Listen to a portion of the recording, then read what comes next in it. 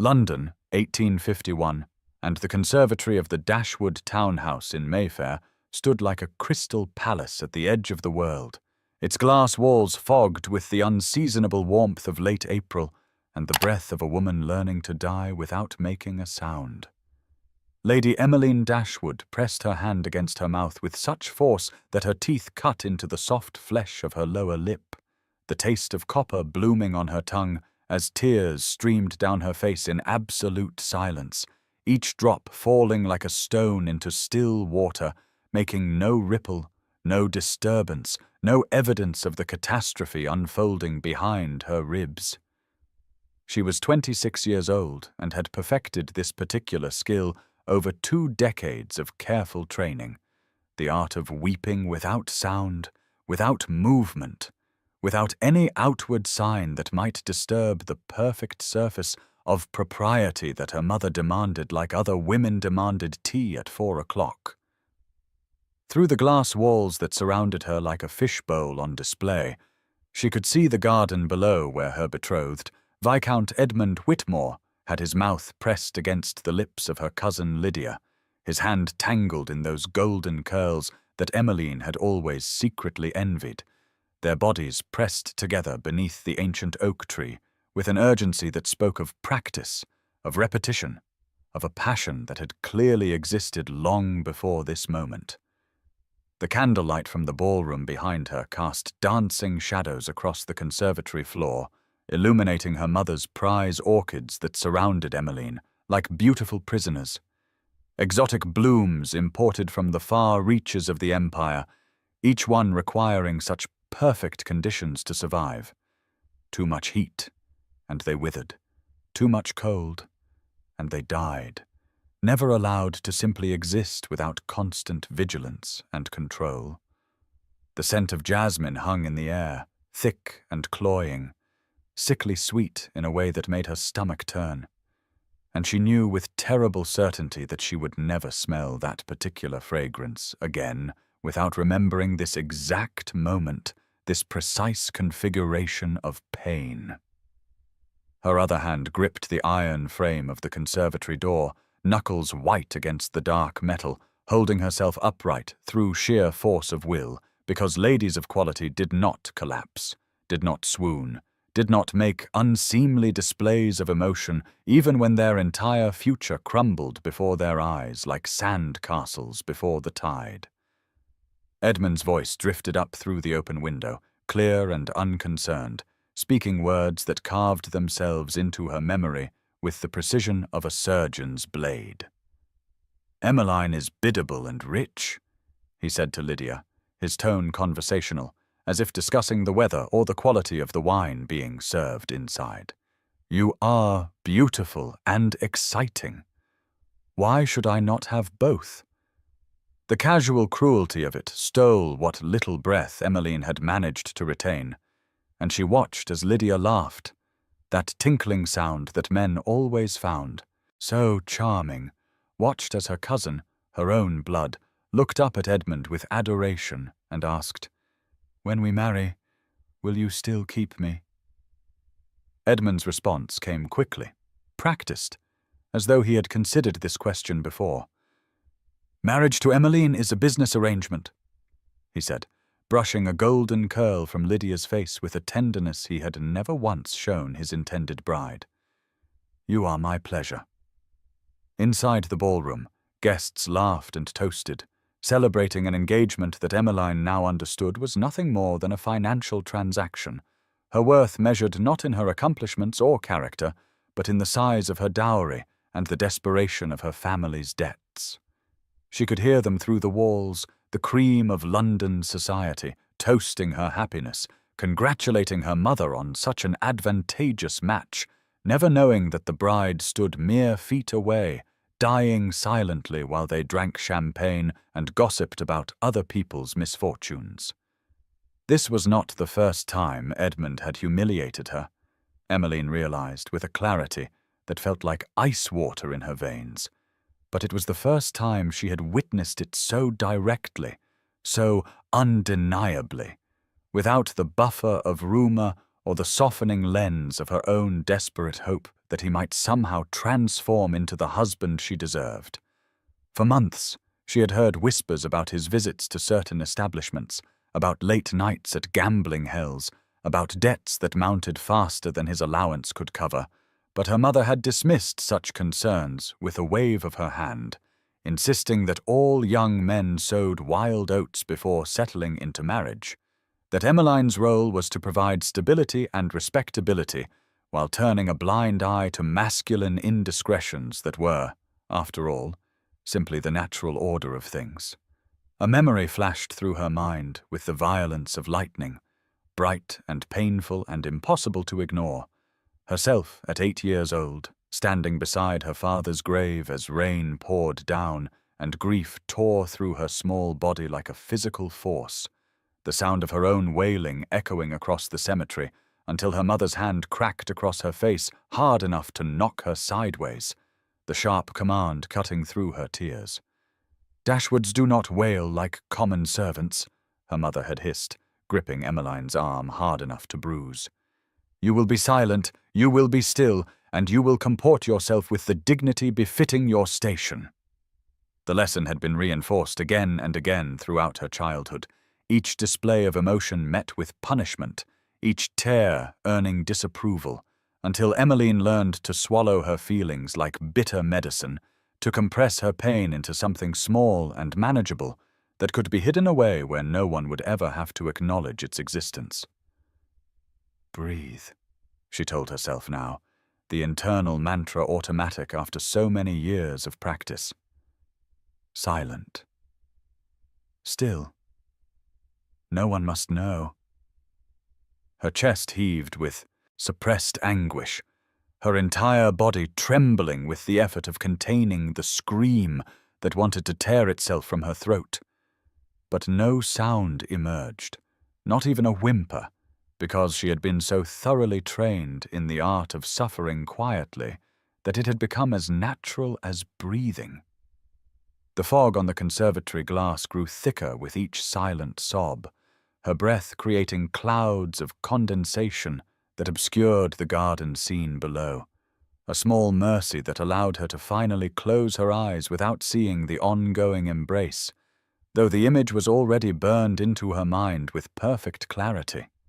She had spent her entire life preparing for this marriage, had molded herself into exactly the sort of wife a man like Edmund Whitmore would need, accomplished in all the appropriate arts, fluent in French and Italian, able to manage a household with efficiency and grace, trained in watercolors and pianoforte, and the precise gradations of courtesy required by every possible social situation.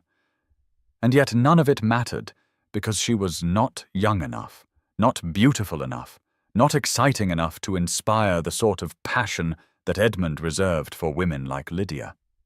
The orchids surrounding her seemed to mock her with their fragile beauty, each bloom perfect and precisely maintained, just as she had been groomed and cultivated for this singular purpose, to be a decoration in some man's house, valuable only as long as she remained beautiful and quiet and required nothing that might inconvenience the people around her. Her lip continued to bleed where her teeth had broken the skin, a tiny rebellion of the body against the iron control she maintained over everything else. And she tasted salt, mixing with copper as tears ran into her mouth, evidence of her weakness that she quickly swallowed down, erasing the proof of her pain as thoroughly as she erased the sound of it. Beyond the conservatory walls, the party continued in blissful ignorance, her mother holding court in the ballroom, no doubt regaling guests with stories of the advantageous match she had secured for her difficult daughter, the one who read too much and thought too much, and had never quite mastered the art of simpering charm that came so naturally to girls like Lydia. Edmund and Lydia remained in the garden, and Emmeline wondered with a detached sort of curiosity how long they would stay there, how long until someone noticed their absence, whether anyone would think to look for the bride herself, standing alone among the orchids like one more exotic specimen in her mother's collection. The jasmine scent grew stronger, or perhaps she was simply more aware of it now that it had been consecrated by catastrophe, transformed from mere fragrance into a permanent memorial of this moment when she understood with perfect clarity that her life would be exactly what she had been raised to expect. A beautiful cage, a silent suffering, a slow death by inches while maintaining a pleasant expression and appropriate posture. She wanted to scream, wanted to shatter the glass walls around her and let the broken shards rain down like tears made solid, wanted to run into the garden and demand that Edmund explain how he could kiss another woman on the night of his own engagement celebration, wanted to slap Lydia's beautiful face and ask how she could betray family so casually, but instead she stood perfectly still, hand pressed against her bleeding mouth, tears flowing in absolute silence. Because this was what she had been trained for. This was the purpose of every lesson and punishment and careful correction, to create a woman who could endure anything without disturbing the peace of those around her with unseemly displays of emotion. The enormity of it settled over her like a physical weight, the understanding that this moment was not an aberration, but a preview, that if she married Edmund Whitmore in 3 weeks as planned, she would spend the rest of her life standing in metaphorical conservatories, watching through glass walls as he pursued his pleasures elsewhere, while she maintained the fiction of a proper marriage, producing heirs and managing households and attending social functions with a pleasant smile that never wavered, never revealed the screaming silence that lived inside her bones. But for now, in this moment, in this glass prison filled with carefully controlled beauty and the sickening scent of jasmine, Lady Emmeline Dashwood did what she had been trained to do since childhood. She breathed, she remained silent, she stayed perfectly still, and she let no one know that behind her calm exterior she was dying without making a sound. The ballroom glittered with 1,000 candles reflected in gilt-framed mirrors that lined every wall, creating an infinite multiplication of the scene, of the guests in their finest silks and jewels, of the champagne fountains and elaborate floral arrangements, and most cruelly, of Emmeline herself, trapped in glass over and over again, each reflection showing a woman she barely recognized, powder carefully applied to hide the redness around her eyes, posture perfect despite the trembling that lived beneath her skin, a smile fixed in place like something painted on porcelain.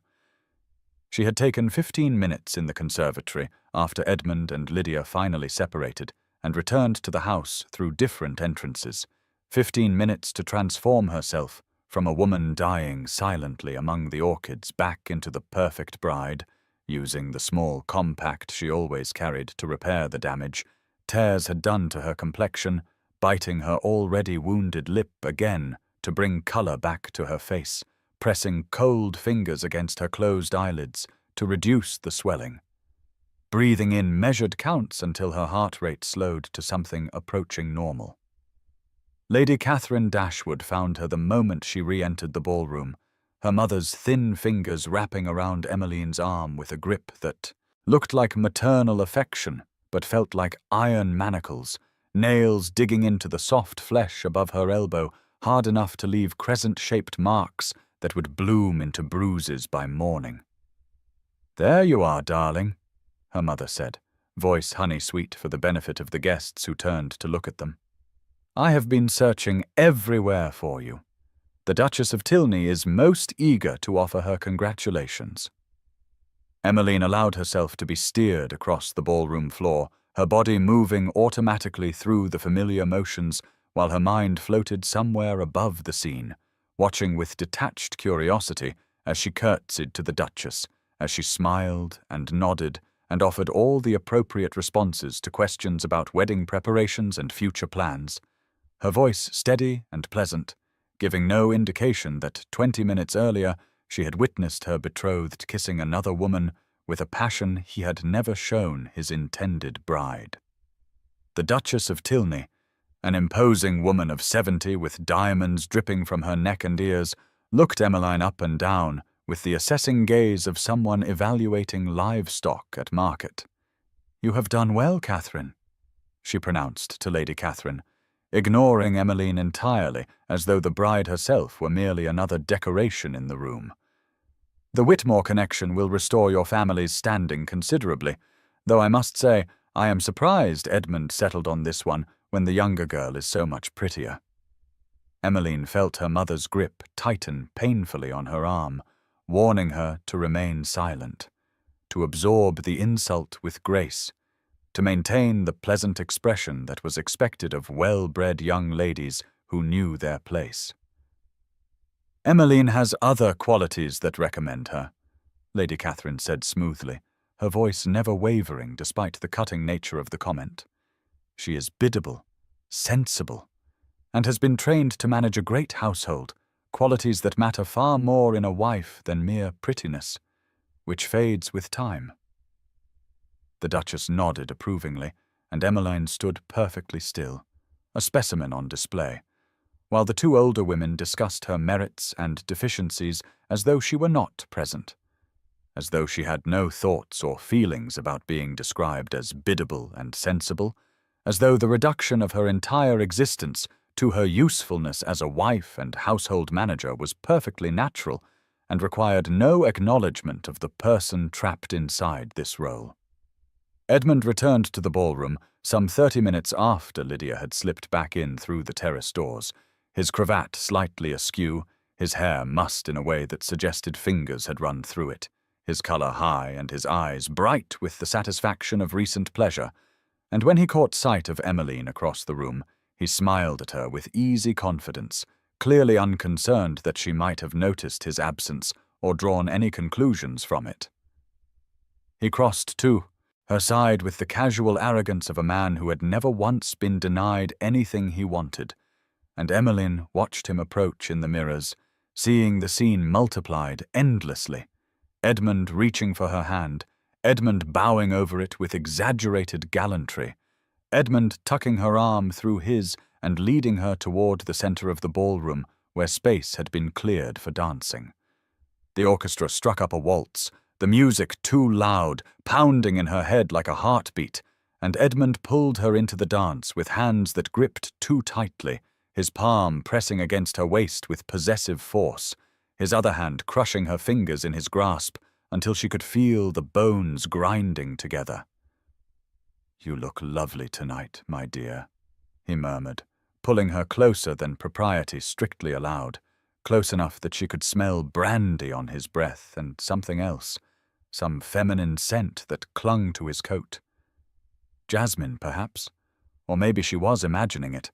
Maybe the scent from the conservatory had embedded itself so deeply in her senses that she would smell it everywhere now, a permanent reminder of her humiliation.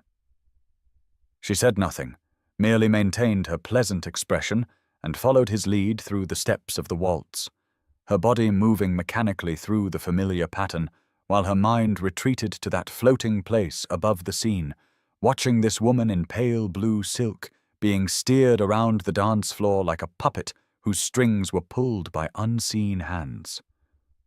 "I have been thinking about our wedding night," Edmund continued, his voice lowering to a whisper meant only for her ears, his breath hot against her temple. "I hope you understand what will be expected of you, what a wife's duties entail. I trust your mother has explained the particulars, though I find the innocent ones often require more forceful instruction." His hand slid lower on her waist, skating the edge of impropriety, and Emmeline felt tears gathering behind her eyes again, hot and unwelcome, but she blinked them back, breathed through the tightness in her chest, kept her smile fixed in place because crying would draw attention, and attention would displease her mother, and displeasing her mother would result in consequences she had learned long ago to avoid. "I am sure everything will be as it should be," she replied, her voice perfectly modulated, giving away nothing of the horror and disgust churning in her stomach at his crude implications. At the promise of violation disguised as marital rights. Edmund seemed pleased by her response, by her compliance, by the absolute certainty that she would accept whatever he chose to do to her without complaint or resistance.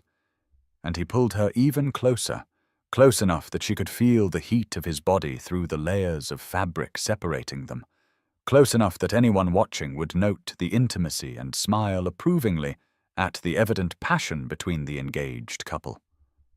As they turned past one of the large mirrors, Emmeline caught sight of her own face and was startled by what she saw. The pleasant smile was still in place, perfect and practiced, but beneath her lowered lashes, tears had leaked silently down her powdered cheeks, twin trails of moisture catching the candlelight as they fell. The Duchess of Tilney, standing at the edge of the dance floor, noticed the tears and leaned toward her companion with a sentimental smile. "Look at the dear girl," she said loudly enough for those nearby to hear, "so overcome with joy that she weeps. How touching to see a bride so affected by her good fortune." Emmeline heard the comment and felt something crack inside her chest, some fragile thing that had been holding her together through sheer force of will. But her feet continued to move through the waltz. Her posture remained perfect. Her expression never wavered, because she had been trained too well, conditioned too thoroughly to break down simply because her heart was shattering into pieces too small to ever reassemble. The waltz ended, and Edmund led her from the floor toward a small raised platform at the far end of the ballroom where a quartet played between dances, and with growing dread, Emmeline realized what was about to happen. Realized that Edmund intended to make some sort of announcement, though he had not consulted her, had not asked her preference, had simply decided as he decided everything, with the absolute confidence of a man who had never once considered that a woman might have opinions worth considering. He raised his hand for silence, and the room gradually quieted, hundreds of faces turning toward them with curiosity and anticipation, and Emmeline stood beside him, her hand still trapped in his crushing grip, her face composed into pleasant attention, while her mind screamed soundlessly behind the mask. "My dear friends," Edmund began, his voice carrying easily across the now silent ballroom, "I am delighted to announce that Lady Emmeline Dashwood has done me the great honor of accepting my proposal of marriage, and I am further pleased to announce that the wedding will take place 3 weeks hence, on the 22nd of May, at St. George's in Hanover Square." A murmur of surprise rippled through the crowd, 3 weeks being unusually short, even by the standards of the day, suggesting either unseemly haste or impending financial necessity. But Edmund pressed on, undeterred by the whispers.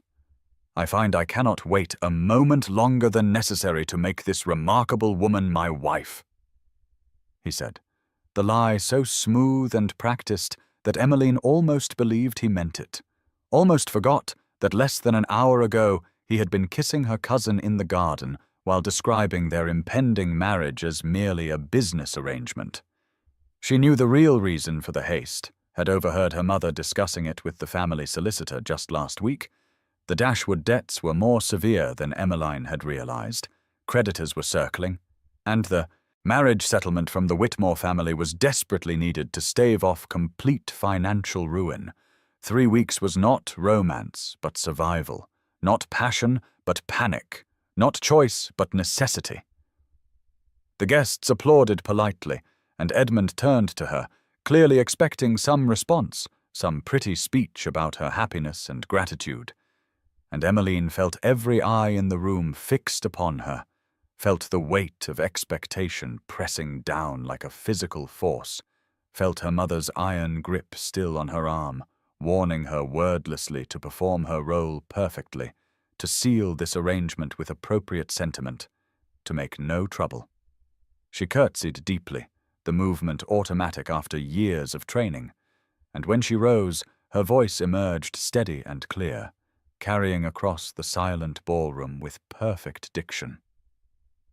"I am most sensible of the honor Lord Whitmore does me," she said, the words emerging as though from someone else's mouth, some other woman who was not dying inside this beautiful dress.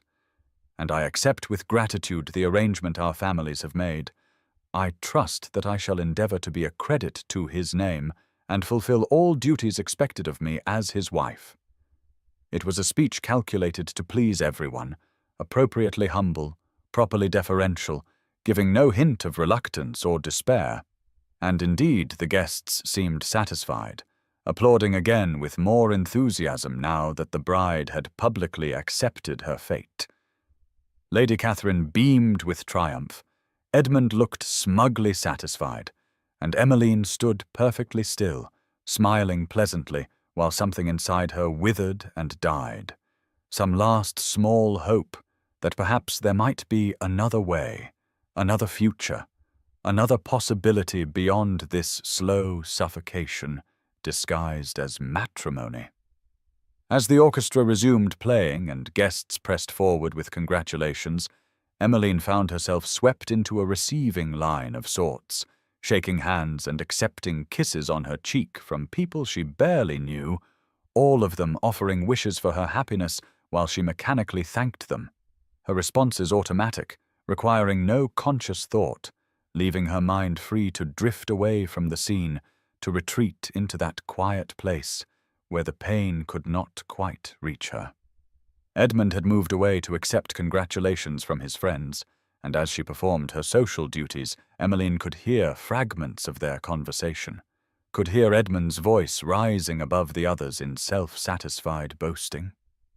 "She is plain but properly trained," he said, and Emmeline felt the words land like blows even as her smile never wavered. "The quiet ones are easiest to manage, you know. No tiresome dramatics or emotional outbursts. She will run the household efficiently and produce heirs without complaint, exactly the sort of wife a man needs when he wishes to maintain his freedom elsewhere."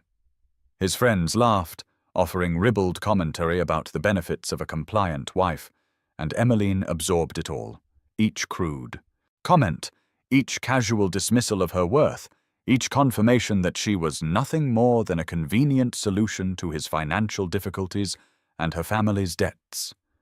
A transaction rather than a partnership, a possession rather than a person. The evening stretched on endlessly, hours passing in a blur of champagne toasts and congratulatory speeches, and through it all, Emmeline maintained her composure, her pleasant expression never slipping, her voice never betraying the screaming silence inside her, until finally, mercifully, she was able to excuse herself to the ladies' retiring room, claiming a need to refresh her appearance before the final hour of dancing. The retiring room was blissfully empty, a small chamber off the main hallway decorated in soft pink silk with a chaise longue and dressing table. And the moment the door closed behind her, Emmeline collapsed onto the chaise, her legs finally giving out, her body folding in on itself as though trying to make herself as small as possible, small enough to disappear entirely. Tears came again, flowing freely now that she was alone, streaming down her face in total silence, her chest heaving with suppressed sobs that she dared not release even here, even in privacy, because the habit of silence was so deeply ingrained that she could not break it even when no one was watching. She stared at her reflection in the dressing-table mirror, seeing a stranger looking back, a woman in an expensive gown with elaborate hair and perfect cosmetics. A woman who looked like a bride, like someone anticipating joy, and the disconnect between the image and the reality was so vast that Emmeline felt dizzy with it, felt as though she were splitting in two, the performance and the person, the mask and the truth, the silent exterior and the screaming interior. Her mother's words from earlier that evening echoed in her mind, spoken in a moment when they had been briefly alone, low and vicious in Emmeline's ear. "You will marry Edmund Whitmore," Lady Catherine had hissed, fingers digging into Emmeline's arm hard enough to bruise. "Our family's debts require it. Your feelings are irrelevant. You have been raised for this purpose, and you will fulfill it." I will not allow your selfishness to destroy everything I have worked to preserve."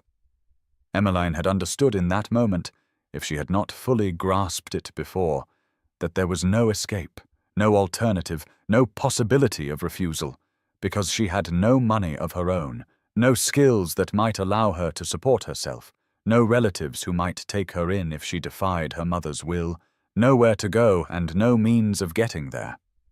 Even if such a place existed, she was as thoroughly trapped as if she had been locked in a cell, the bars made not of iron but of social expectation and economic necessity, and a lifetime of conditioning that had taught her to accept her powerlessness as natural and inevitable. She sat alone in the retiring room for perhaps 10 minutes, letting the tears flow in silence, making no sound, even though no one could hear her, because the silence was so deeply embedded in her bones that she no longer knew how to cry any other way.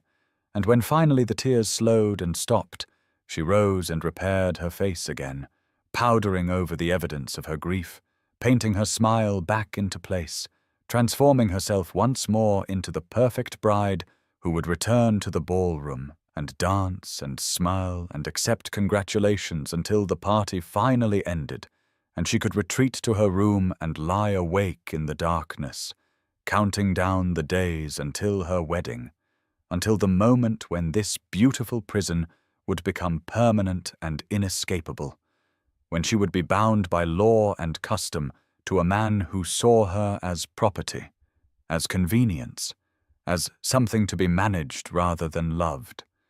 And there would be no more conservatory escapes, no more moments of private grief, only an endless performance of contentment while she died by inches, silently, invisibly, exactly as she had been trained.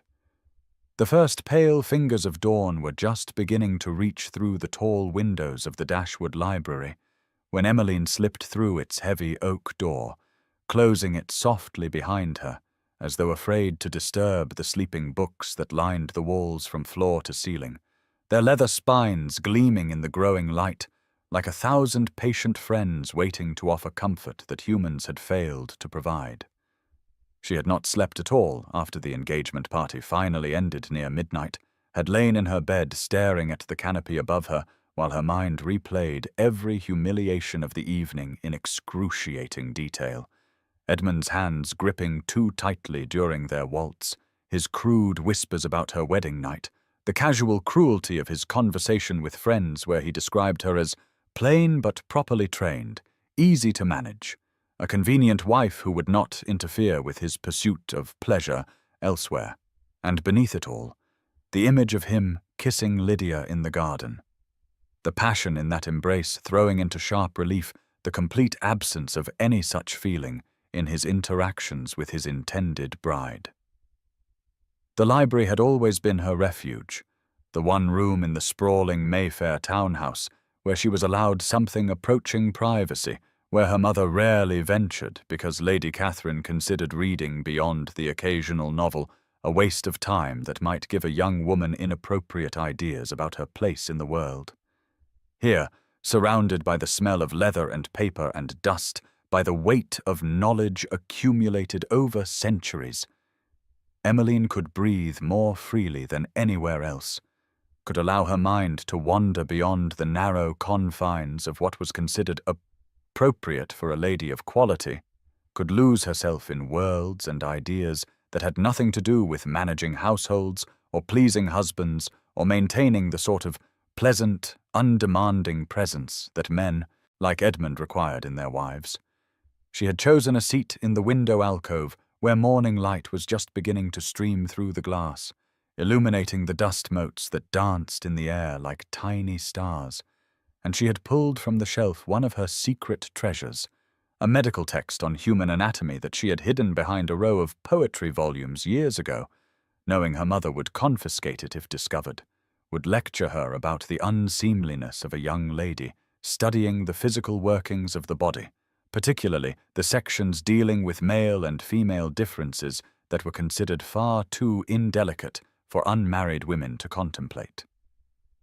This morning she had opened the book to the section on the human ear, fascinated as always by the intricate machinery of hearing, the way sound waves traveled through air and vibrated against the eardrum, setting in motion a chain of tiny bones with names like poetry, malleus, incus, stapes, hammer, anvil, stirrup, each one smaller than a grain of rice, yet essential to the miracle of hearing. The way these vibrations were then translated into electrical signals that the brain could interpret as music or speech or the rustle of wind through leaves. As she read, tears began to fall again. Silently as always, dropping onto the pages before her and blurring the careful anatomical drawings, but she made no move to wipe them away, allowed them to flow freely for the first time since the conservatory.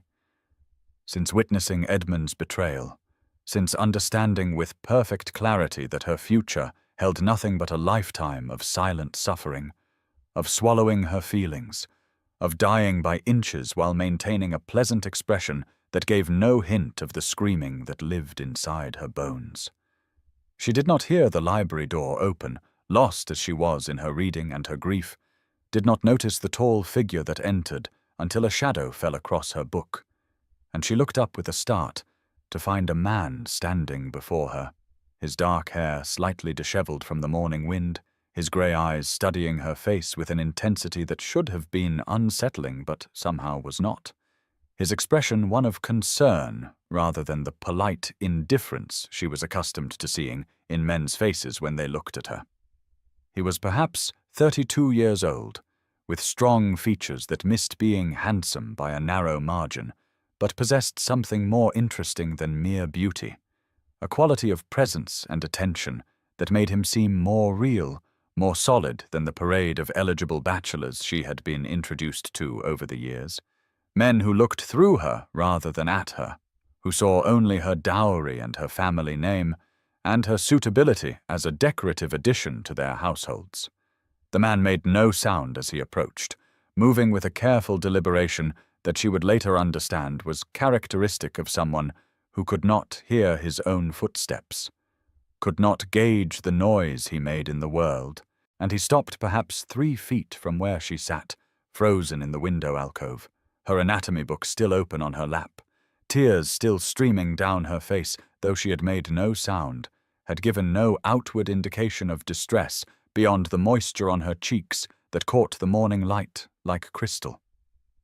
He reached into his waistcoat pocket and withdrew a small leather notebook and a pencil, wrote something quickly, then held it out for her to read, his grey eyes never leaving her face, watching with that same intense attention as though he were reading something written in her expression that no one else had ever bothered to look for. The note said simply, in a bold, clear hand that suggested education and confidence, "I am Frederick Wentworth, Duke of Wentworth, and I apologize for intruding on your privacy, but I cannot help but notice that you are in distress, though you make no sound, which strikes me as the saddest thing I have witnessed in some time. May I be of assistance?"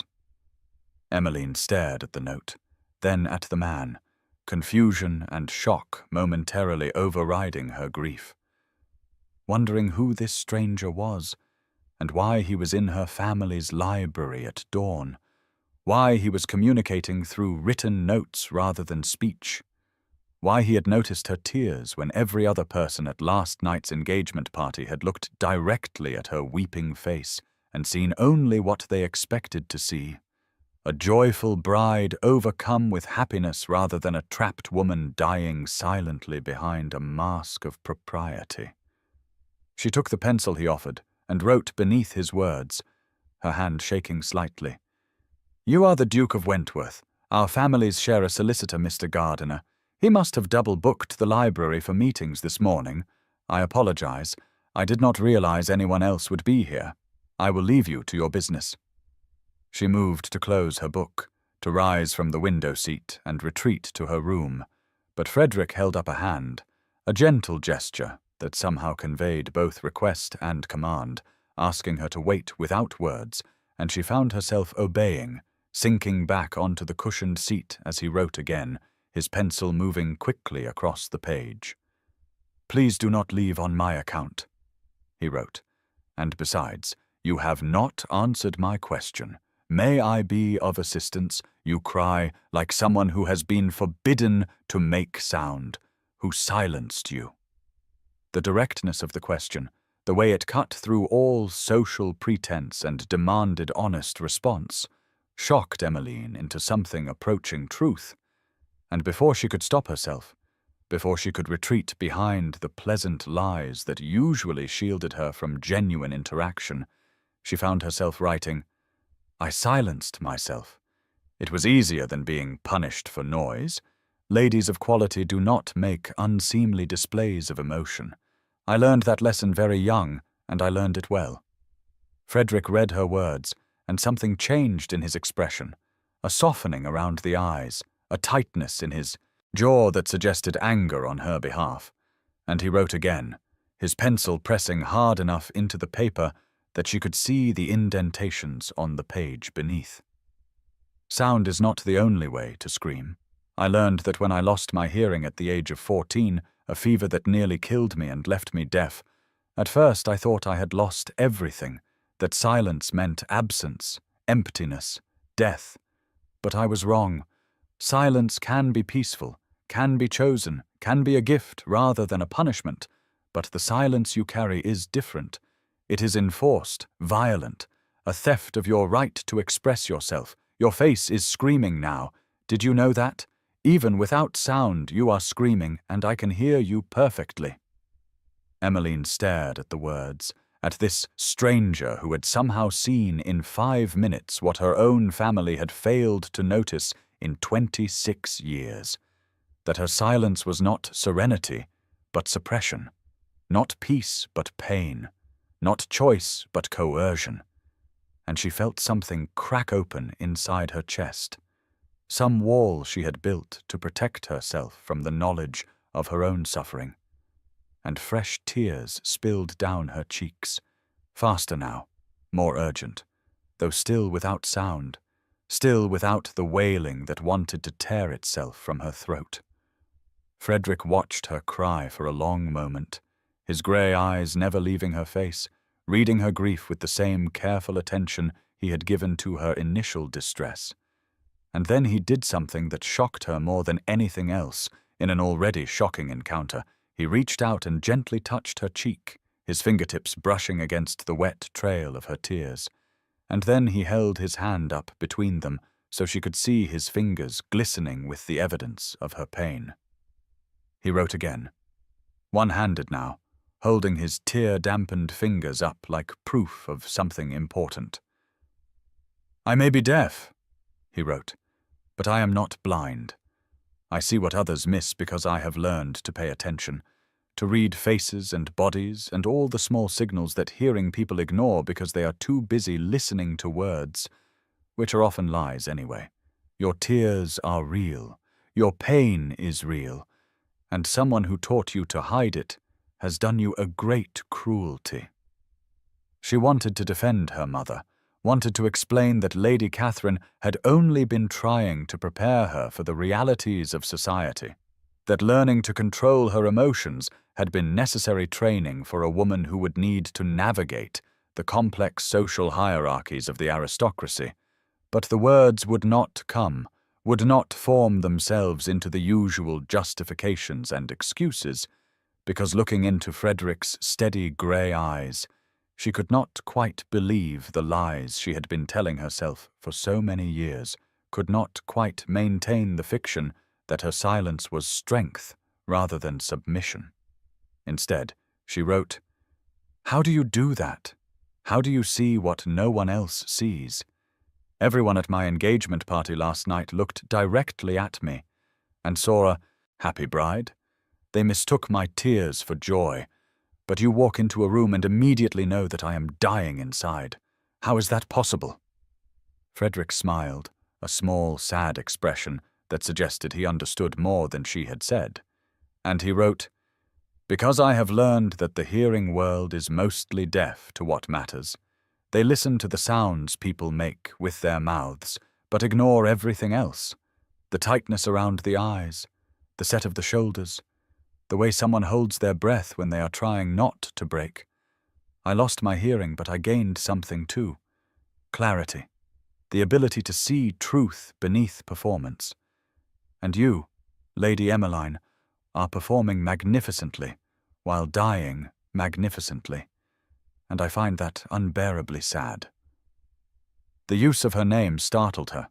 She had not told him who she was. But of course he would know. If their families shared a solicitor, then he would have been briefed on the Dashwood household, would have heard about her engagement to Edmund Whitmore, might even have been at the party last night, though she had no memory of seeing him. But then she had been so lost in her own misery that she had barely registered the faces of the hundreds of guests who had toasted her happiness while she stood, silent and dying, beside her smug betrothed. She wrote, "You were there last night, at the engagement celebration." He nodded and wrote, I do not usually attend such events. I find the hearing world's social gatherings exhausting, so much performance and so little genuine connection, but my solicitor insisted I make an appearance to show I am reintegrating into English society after my years in Italy. I saw you dancing with Lord Whitmore. I saw the way he held you too tightly, the way you smiled while tears leaked from your eyes. I saw an elderly duchess mistake your pain for joy. And I saw you accept congratulations with perfect grace while clearly wishing you were anywhere else. It was the most skillful performance I have ever witnessed, and the most heartbreaking. Emmeline felt exposed in a way she had never experienced before, seen in a way that should have terrified her, but somehow felt like relief, like finally being able to set down a burden she had been carrying alone for so long that she had forgotten it was even there, had mistaken its weight for the natural state of being, had believed that everyone walked through life with this same crushing pressure on their chest, this same inability to breathe freely. She wrote, "I am to marry him in 3 weeks. My family's debts require it. I have no choice in the matter, no escape, no alternative. I will spend the rest of my life performing this role, being the perfect wife to a man who sees me as a convenient solution to his financial problems and nothing more. And I will do it silently, without complaint, because that is what I have been raised to do." Frederick read her words, and his expression hardened, anger flashing in his grey eyes, and he wrote with sharp, decisive strokes that tore slightly into the paper. "That is not inevitability. That is imprisonment. You speak as though you have no agency, no power, no right to refuse a future that will destroy you. But you do. You always do. It may not feel that way. The bars of your cage may seem very real and very solid, but they are made of nothing more substantial than other people's expectations and your own fear of what will happen if you say no." She wanted to believe him, wanted to think that freedom was possible, that she could simply refuse to marry Edmund, could walk away from the engagement and the debts and the whole crushing weight of her family's expectations. But the reality seemed insurmountable. She had no money, no skills, no way to support herself if her family cast her out, which they surely would if she defied them in such a fundamental way. Where would she go? How would she live? What could a woman like her possibly do in a world that offered no respectable options for ladies of quality who stepped outside the narrow boundaries prescribed for them? She wrote all of this, her handwriting growing more rushed and desperate as the words poured out, all the practical objections to his idealistic suggestion that she simply choose differently, and Frederick read it all patiently, his expression thoughtful, and then he wrote something that changed everything. "I understand your concerns. They are real and legitimate. The world is not kind to women who defy convention. But I wonder if you have considered that some prisons are worse than others, that staying might destroy you more thoroughly than leaving ever could. But I am getting ahead of myself. We have only just met, and I am already suggesting you upend your entire life based on a few written notes and my ability to read tears on your face. Forgive my presumption." He paused, studying her face again with that intense attention. And then he wrote, "I have a proposal, if you will permit it. I come to this library every morning at dawn. It is the only time I can be certain of quiet and solitude, which I require for the work I am doing, translating medical texts from Italian into English, a project that keeps me occupied and gives me purpose beyond simply being a duke. I would be honored if you would join me here. We could continue this conversation. Or not, we could simply read in companionable silence, which I find is one of the great underrated pleasures of life. And perhaps over time you might discover that you are not as powerless as you currently believe, that there are people in this world who see your worth and would help you claim it if you ever decided you wanted something different than the future currently mapped out for you."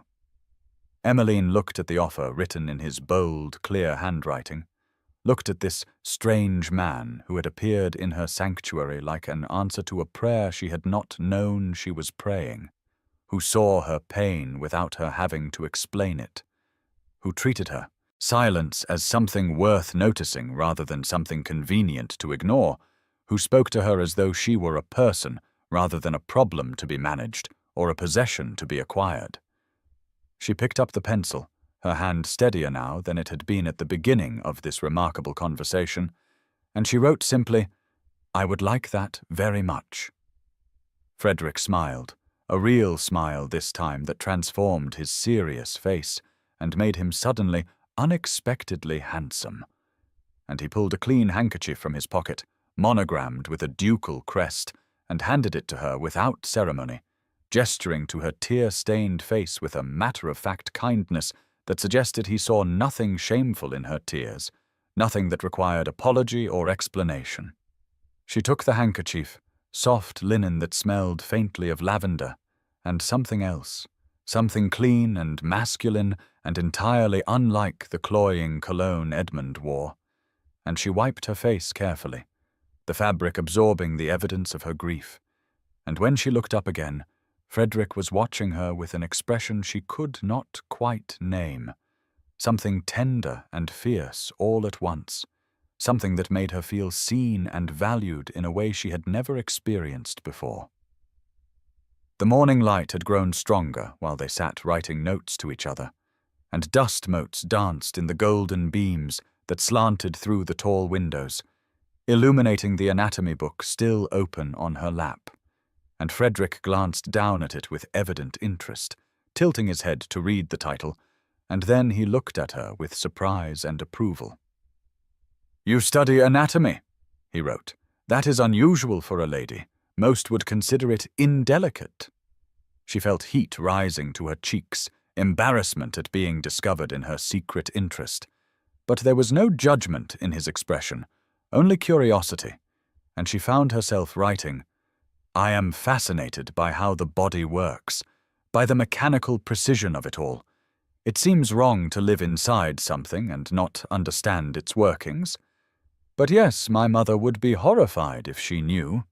She already despairs of my unladylike interests, says I think too much and read too much and ask too many questions, that I should focus on watercolors and pianoforte and all the ornamental accomplishments that make a woman marriageable." Frederick's response was immediate and emphatic. "Your mother is wrong. A mind is not something to be decorative. It is something to be developed and challenged and used. In Italy I met many educated women, doctors and scholars and artists. The world is changing even if English society pretends otherwise. Your fascination with anatomy is not a flaw to be corrected, but a strength to be celebrated. Never apologize for being intelligent. It is the only quality that matters in the end." Emmeline felt something bloom in her chest, warm and unfamiliar, something that might have been hope or might have been recognition, the sense that she was not alone in her isolation, that there existed in the world at least one person who did not think her interests were strange or inappropriate, who valued her mind as much as her ability to pour tea and make pleasant conversation, and for the first time since witnessing Edmund's betrayal in the garden, she felt something other than despair, felt the first tentative stirring of possibility, the idea that perhaps there were other ways to live, other futures to inhabit, other versions of herself that did not require silence and submission, and the slow death of everything that made her who she was.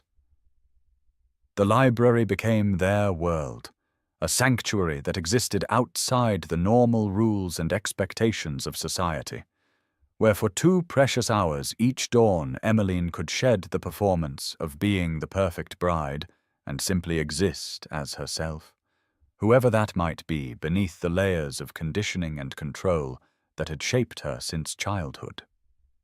Frederick arrived precisely at sunrise each morning, his footsteps silent on the thick carpet, though she had learned to watch for the way the door opened slowly, carefully, as though he were conscious of not startling her, even though he could not hear the creak of hinges that might have warned of his approach. They had settled into a pattern over those 10 days, meeting as though by accident, though both knew it was deliberate, had become something they needed the way lungs needed air, this space where communication happened not through the performance of polite conversation, but through something more honest, more direct, more real than anything Emmeline had experienced in her 26 years of careful social training. Frederick had begun teaching her to sign on the 3rd morning, explaining through written notes that there existed in London a thriving community of deaf people who had developed their own language, a visual tongue as complex and nuanced as any spoken one, capable of expressing everything from simple requests to complex philosophical arguments, poetry to rage to tenderness, all through the movement of hands and the expressions of face and body. He had shown her the sign for hello, hands moving from forehead outward in a gesture that looked like tipping a hat, had guided her fingers into the right shape for thank you.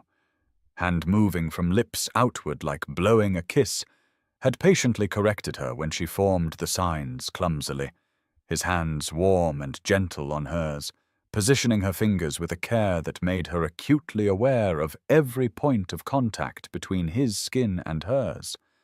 The process of learning required touch in a way that nothing in her previous life had prepared her for. Frederick would place his hands over hers to demonstrate the proper movement, or cup her chin to angle her face so she could see his lips forming words she was learning to read, or rest his palm against her throat to feel the vibrations when she attempted to make sounds. Small noises that escaped her despite years of training in silence, gasps of surprise when she finally understood a sign, sighs of frustration when her fingers would not cooperate, tiny laughs that felt foreign in her throat, as though they belonged to someone else, some other woman who had not forgotten how to express joy. She had been reluctant at first to make any sound at all, the prohibition against noise so deeply embedded that even here, in privacy, with someone who could not hear her, she found herself swallowing her responses, keeping everything locked inside. But Frederick had written one morning, "I want to feel your laughter. I know you have been taught to be silent, but I think perhaps you have forgotten that sound is not just noise. It is expression. It is freedom. It is proof that you exist as something more than a decoration in someone else's life. Will you try, for me, to make a sound? Any sound? I promise I will not judge it or tell you to be quiet. I only want to know what your joy feels like." The request had terrified her. The idea of deliberately making noise when every instinct screamed at her to remain silent, to take up no space, to cause no disturbance. But something in Frederick's steady grey eyes, something in the way he waited patiently without pressure or expectation, made her want to try, want to give him this gift of sound that he could not hear but could feel. And so she had allowed herself a small laugh, barely more than an exhalation, when he showed her a particularly absurd sign combination that meant something entirely different from what she had expected, and his face had lit with such genuine delight when he felt the vibration under his palm that she had felt something crack open inside her chest, some tight, frozen thing beginning to thaw. Over the 10 days, she found herself making sounds more freely, still quiet, still controlled, but present in a way they had not been before. And each time Frederick would smile as though she had given him something precious, would sometimes close his eyes as his hand rested against her throat, his expression one of deep concentration and pleasure, as though he were memorizing the feeling of her voice even though he could not hear it, and the intimacy of those moments. His skin on hers, his attention so focused and complete, made her feel seen in a way that was both terrifying and addictive. She had brought her botanical drawings to the library on the 5th morning, hesitant to share something so personal, so revealing of her inner life. But Frederick had asked to see them after noticing the charcoal smudges on her fingers, and when she had finally, reluctantly, shown him the portfolio of orchid illustrations she had been working on for years, documenting her mother's prize collection with scientific precision and artistic beauty, he had studied each page with the same careful attention he gave to everything, reading not just the images, but the passion and skill evident in every line, every delicate shading, every perfectly rendered petal and stamen. His response had been immediate and enthusiastic, written in quick, excited strokes across his notebook. "These are extraordinary. You have the eye of a scientist and the hand of an artist. Have you considered publishing them? There are botanical journals that would pay handsomely for illustrations of this quality. In Italy, I met several women who supported themselves through their art. It is not common, but it is possible. You have real talent here, something valuable that belongs to you alone, not to your family or your future husband, but to you." The idea had never occurred to her, that her drawings might be worth something beyond personal satisfaction, that they might represent a skill that could translate into independence, into money, into options that did not currently exist in her carefully circumscribed life. And she had felt a flutter of something dangerous in her chest, something that might have been hope, or might have been the first stirring of rebellion against the future that had been mapped out for her without her consent. They sat closer now than they had in those first days, no longer across the table from each other, but side by side on the window seat, where morning light illuminated the pages between them, her botanical drawings on one side, his Italian medical texts on the other, their shoulders touching as they worked in companionable silence that felt more intimate than conversation, more honest than any of the endless social chatter that filled her days and nights in the world outside this room.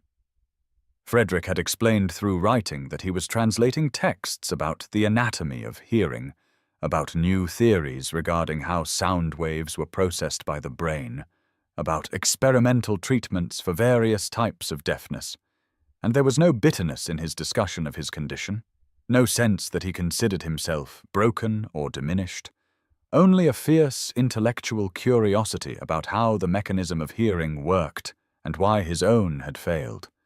And Emmeline found herself fascinated not just by the content of his work, but by his attitude toward his deafness, the way he spoke of it as a difference rather than a deficit, a unique way of experiencing the world rather than a lack.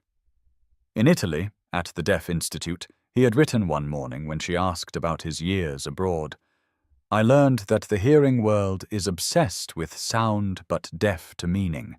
People listen to the words that come out of mouths, but they miss everything else. The way someone's hands tremble when they are lying, the way eyes slide away when someone is ashamed, the way breath catches when someone is moved. You have been living in silence while surrounded by noise. Emmeline, drowning in meaningless sound while the things that matter, your pain, your intelligence, your passion for beauty and knowledge, go completely unheard by everyone around you."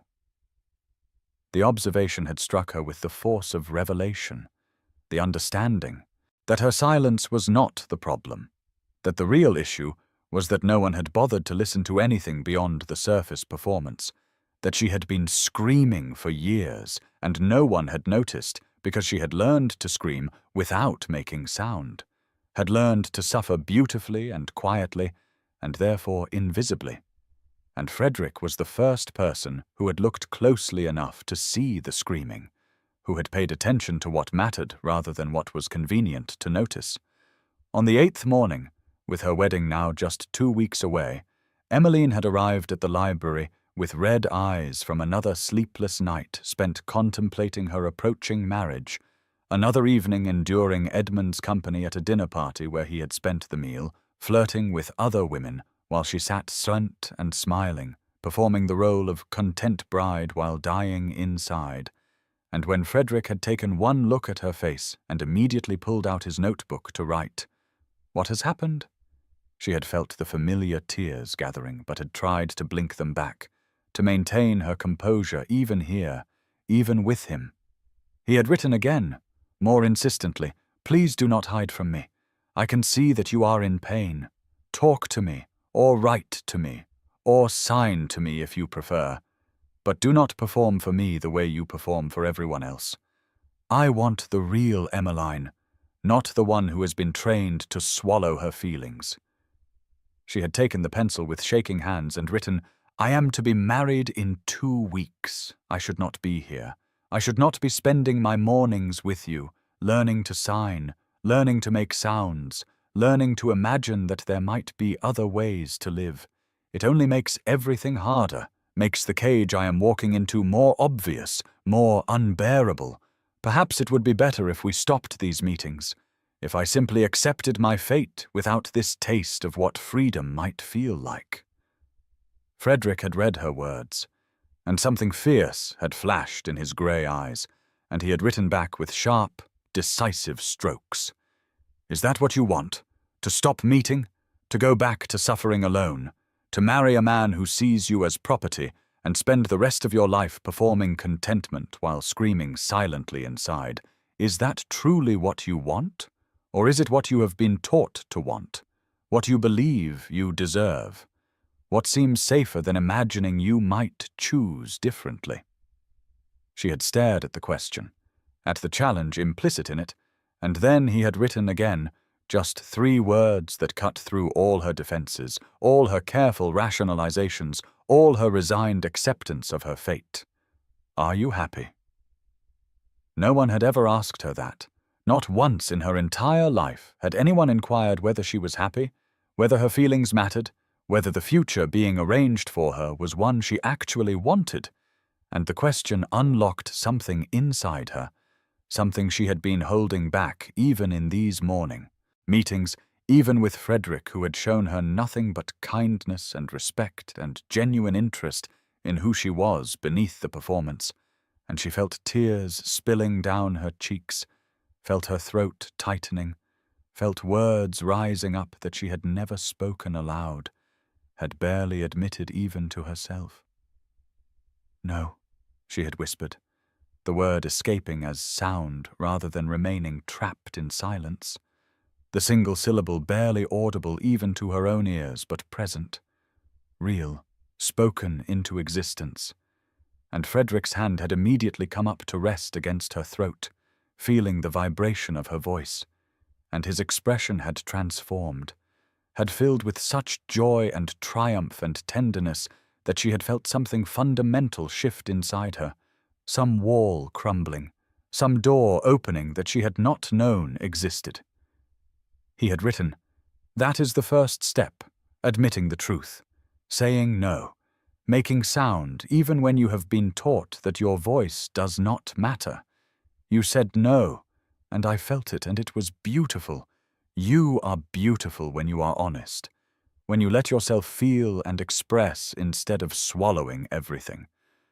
And I want you to know that there are alternatives, that you do not have to marry a man who makes you miserable, that you have value beyond your ability to solve your family's financial problems, that you deserve to be happy, truly happy, not performing happiness but feeling it."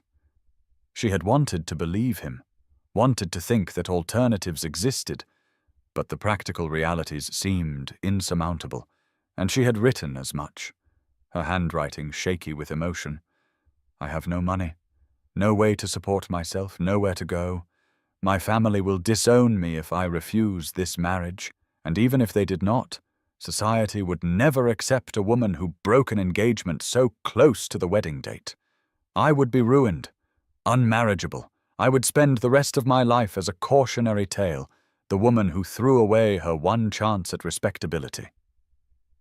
Frederick had read her objections, and then had written something that made her heart race with a dangerous combination of hope and terror. What if you were not alone?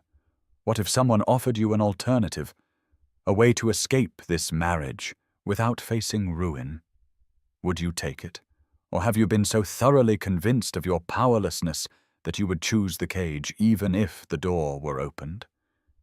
She had not known how to answer, had sat in silence, his hand still resting against her throat, feeling her rapid pulse, her shallow breathing, all the physical manifestations of the war being waged inside her between the training of a lifetime and the growing understanding that she did not have to accept the future being forced upon her, that she could choose differently, that Frederick was offering her something, though what exactly she was not yet certain, only that it involved freedom and risk in equal measure. On the 10th morning, just 12 days before her scheduled wedding, Frederick had arrived at the library with a large leather case that he set carefully on the table between them, and when Emmeline had looked at him questioningly, he had written, "I want to show you something. A world you do not know exists. A community of people who will help you understand that silence can be a choice rather than a punishment. Will you come with me this afternoon? I promise you will be perfectly safe, perfectly chaperoned, and perfectly amazed by what you see." She had hesitated, knowing that leaving the house without her mother's knowledge, without a proper chaperone, without a reasonable excuse, was dangerous, was the sort of behavior that could damage her reputation if discovered. But she had also known, with a certainty that surprised her, that she would say yes, that she would go with Frederick wherever he asked, because these morning meetings had awakened something in her, some part of herself that had been sleeping or suppressed for so long that she had forgotten it existed, and that newly awakened self wanted more than the library, wanted to see this world he described, wanted to understand what it meant to choose silence rather than have it enforced. "Yes," she had written, "I will come with you. Tell me when and where, and I will find a way." Frederick's smile had been brilliant, transformative, and he had reached out to take her hand, squeezing it gently before releasing it, a gesture of gratitude and excitement, and something else, something warmer that made her actly conscious of the space between their bodies, of the way his eyes seemed to see straight through to her core, of the fact that she had been married to Edmund in her mind for so long that she had forgotten what it felt like to be looked at with genuine appreciation, with desire that had nothing to do with her dowry or her family connections or her suitability as a decorative addition to someone's household. That afternoon, as promised, she had slipped out of the Dashwood townhouse, claiming a headache and a need for fresh air, had met Frederick at the corner where his carriage waited, plain and unmarked rather than bearing his ducal crest, and had allowed him to hand her inside, his touch lingering on her gloved fingers longer than strictly necessary, his grey eyes holding hers with an intensity that made her breath catch. As the carriage rolled through London streets toward whatever destination he had planned, Emmeline had found herself acutely aware of Frederick beside her, of the way their thighs touched on the narrow carriage seat, of the warmth of his body, of the way he watched her face rather than looking out the window, reading her excitement and nervousness and growing anticipation as though she were one of the medical texts he studied, something fascinating and worth careful attention. She had signed to him, using the vocabulary he had taught her over the past days. "Where are we going?" And he had signed back, "To meet my family, not the one I was born into, but the one I chose, the people who taught me that being deaf was not a tragedy, but simply a different way of experiencing the world. And I think they will help you understand that the cage you live in is not inevitable, that there are other ways to be a woman in this world, other futures available to you if you are brave enough to claim them. The carriage had stopped before a large stone building in a part of London Emmeline did not recognize, and Frederick had helped her descend, had tucked her hand into the crook of his arm with a naturalness that suggested they had been walking together for years rather than days, and had led her through a heavy wooden door into a world she had never imagined existed. And as they crossed that threshold, Emmeline felt something fundamental shift inside her, felt the first real stirrings of the woman she might become if she could find the courage to step fully out of the silence that had been imposed upon her and into the chosen silence, the peaceful silence, the silence that was power rather than punishment, and Frederick's hand warm on hers felt like an anchor, like a promise, like the beginning of something that might save her life if she let it. The London Asylum for the Deaf and Dumb occupied a large Georgian building in Bermondsey, far from the fashionable squares of Mayfair where Emmeline had spent her entire life. And as the hired carriage rattled through increasingly unfamiliar streets, she felt equal parts anticipation and terror at what she was about to do, lying to her mother about a charitable visit to distribute alms to the deserving poor, when in truth she was travelling alone to meet Frederick at a place she had never been, to see a world she had only begun to understand through their dawn meetings in the library over the past 2 weeks. Lady Catherine had been suspicious of Emmeline's sudden interest in charity work, had questioned her closely about which organization she planned to visit, and who would be chaperoning such an expedition, but Emmeline had deployed her lifetime of training in pleasant deception, had smiled serenely, and explained that Lady Beatrice Morland, a respectable widow known for her educational work among the unfortunate, would be present to ensure all proprieties were observed, which was technically true, even if the context was entirely different from what her mother imagined. The building itself looked institutional from the outside, all grey stone and barred windows that might have belonged to a prison or workhouse, but the moment Emmeline stepped through the heavy front door, she entered a world so different from anything she had ever experienced that she stood frozen in the entrance hall, overwhelmed by the sheer vitality of the scene before her.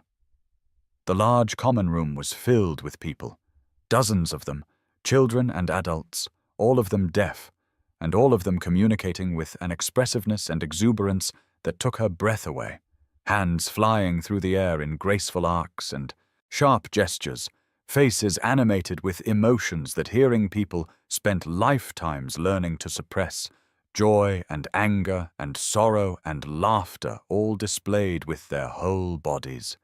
Nothing hidden, nothing diminished, nothing forced into the narrow, acceptable range that polite society demanded.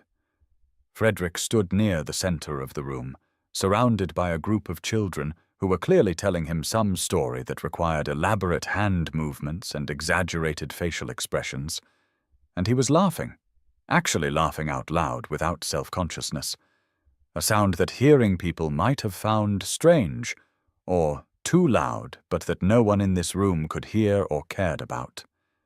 And Emmeline realized with a start that this was the first time she had heard him make any vocal sound at all, had assumed perhaps that deaf people did not use their voices, but here were children shrieking with laughter and adults exclaiming and making sounds that accompanied their signs, uninhibited by any concern about volume or propriety. She must have made some noise herself, some small gasp of wonder or surprise, because several people turned to look at her, their faces openly curious rather than politely indifferent, and one small girl of perhaps 6 years old broke away from a group playing some elaborate game and ran directly up to Emmeline, studying her face with the same intense attention Frederick always showed, reading something in her expression that made the child's own face crumple with concern. The girl signed something, her small hands moving in a pattern Emmeline had learned enough over the past 2 weeks to partially understand, asking why she was sad. And before Emmeline could formulate a response, before she could deploy the usual pleasant lies about being perfectly well, tear-sounds began streaming down her face, not silent this time, but accompanied by a sob that escaped her throat before she could stop it, a sound that would have horrified her mother and required immediate suppression in any normal social setting. But here, in this bright room full of people who could not hear it, the sound felt safe, felt permitted, felt like something she was finally allowed to release. The little girl reached up and touched Emmeline's cheek, feeling the tears there, then turned and signed something to the room at large, and several adults approached, including a woman of perhaps 40, with kind eyes and graying hair pulled back in a simple style, who studied Emmeline's face for a long moment before beginning to sign, her hands moving slowly and clearly in a way that suggested she was adjusting her communication for someone still learning this language. Frederick had moved to Emmeline's side by then, and he translated in his notebook.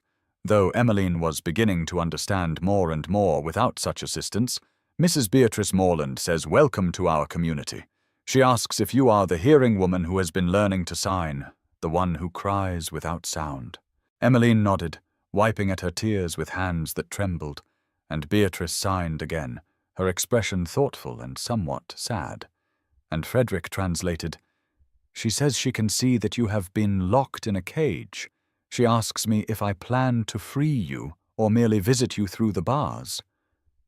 The directness of the question, asked in front of a room full of people who were now openly watching this interaction with interest and concern, should have mortified Emmeline, should have sent her fleeing back to the carriage and the familiar world where people pretended not to notice each other's pain.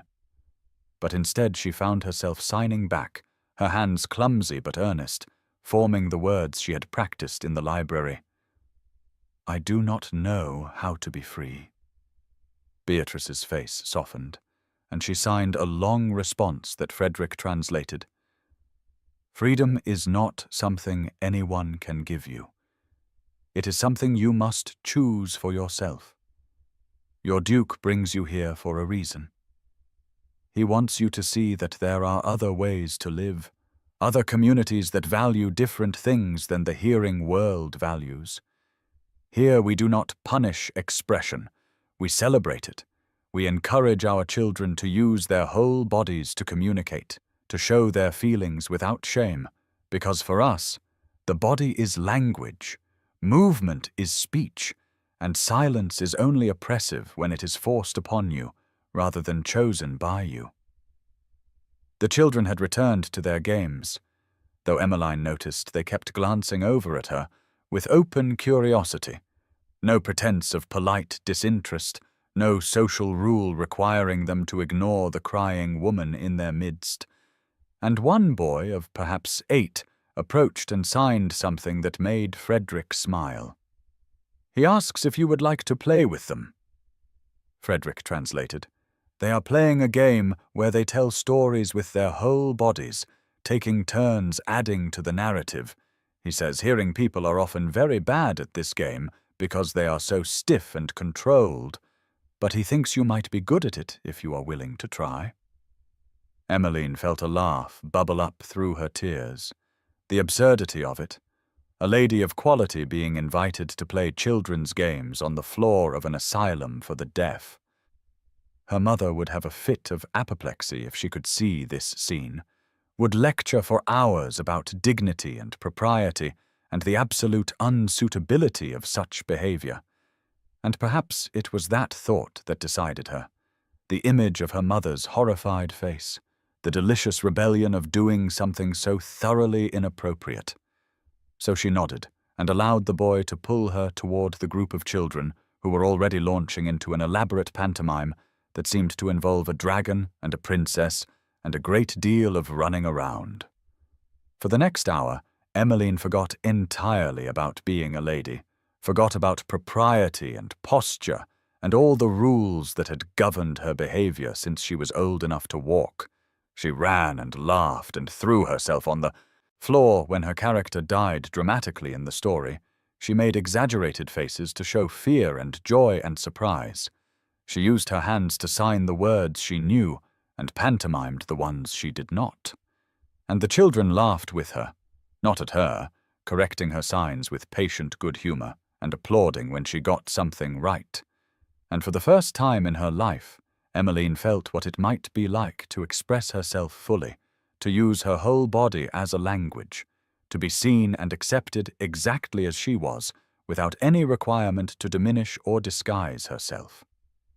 When the game finally ended and the children were called away for their lessons, Emmeline found herself breathless and dishevelled, her carefully arranged hair coming loose from its pins, her dress dusty from the floor, her face flushed and tear-stained, and she felt more alive than she had in 26 years of careful propriety. Beatrice approached again, signing with a smile that reached her eyes, and Frederick translated. "She says you did very well for someone so recently released from her kit. But she also says that 1 hour of freedom does not undo a lifetime of imprisonment, that you must decide whether you want to truly escape, or whether you will return to your cage and pretend this world does not exist." Emmeline signed back slowly. "I am to be married in less than 2 weeks. I do not see how escape is possible." Beatrice's expression grew serious, and she signed a long response that Frederick translated carefully. "Marriage is not inevitability. It is a choice, perhaps a choice with consequences, perhaps a choice that seems impossible given your circumstances, but still a choice. I was married once myself, to a hearing man who saw my deafness as something to be cured or hidden, who wanted me to pretend I could hear, to read lips perfectly and speak clearly, and never sign in public because it embarrassed him. I stayed for 5 years, trying to be what he wanted, trying to force myself into the shape of a hearing woman, and those 5 years nearly destroyed me. When he died, I mourned him as one should mourn a husband, but I also felt relief, and then I felt guilt about that relief, and it took me years to understand that I had been mourning not his death, but the death of myself, the woman I had killed trying to please him." She paused, studying Emmeline's face, then signed again. "I tell you this not to frighten you, but to warn you. Some cages have locks on the inside. You hold the key. You have always held the key. The question is whether you will use it or convince yourself that the cage is protection rather than prison." Frederick had been watching this exchange with an expression Emmeline could not quite read, something intense and careful. And when Beatrice finished signing and moved away to attend to her students, he wrote in his notebook, "She is right. I brought you here not to rescue you, but to show you that rescue is possible, that there are people and communities that will support you if you choose differently, but the choice must be yours. I cannot make it for you. I can only show you that alternatives exist." Emmeline felt the weight of those words, the terrible burden of choice, of agency, of the knowledge that she was not quite as powerless as she had always believed, that her cage had locks on the inside even if she had been trained never to reach for the key. And the knowledge was both liberating and terrifying because it meant that whatever happened next was her responsibility, her decision, her future to claim or surrender. A young woman approached them, perhaps 20 years old, and began signing rapidly to Frederick, her face alive with excitement, and he smiled and signed back before translating for Emmeline. "This is Clara. She is one of Beatrice's best students. She was born deaf and has never heard sound. She wants to know if it is true that you cry without making noise. She finds this fascinating because, in the deaf community, crying is very visible, very physical. We shake and sob and wail without worrying about who hears us. The idea of silent tears strikes her as incredibly sad." Emmeline felt her eyes filling again, and she signed back as best she could. "I was taught that making noise when crying was unseemly, that ladies should suffer quietly without disturbing others." Clara's face filled with such compassion and anger that it startled Emmeline, and the young woman signed back forcefully. Frederick translating, "That is cruel. Emotions are meant to be expressed. Suppressing them does not make them go away. It only makes them poison you from the inside. You should scream. You should wail. You should let everyone know that you are hurting so they can help you. Keeping it silent and hidden only protects the people who hurt you and destroys you." The words hit Emmeline like a physical blow, the simple truth of them, that her silence had never been about strength or dignity, but about protecting her mother and Edmund and everyone else from the inconvenience of her pain, about making their cruelty easier by absorbing it quietly, by dying silently so they could maintain the fiction that everything was fine, that she was content, that the arrangement was working perfectly. Frederick was watching her face again, reading something there, and he signed slowly so she could follow. "Start by making sound. Scream if you need to.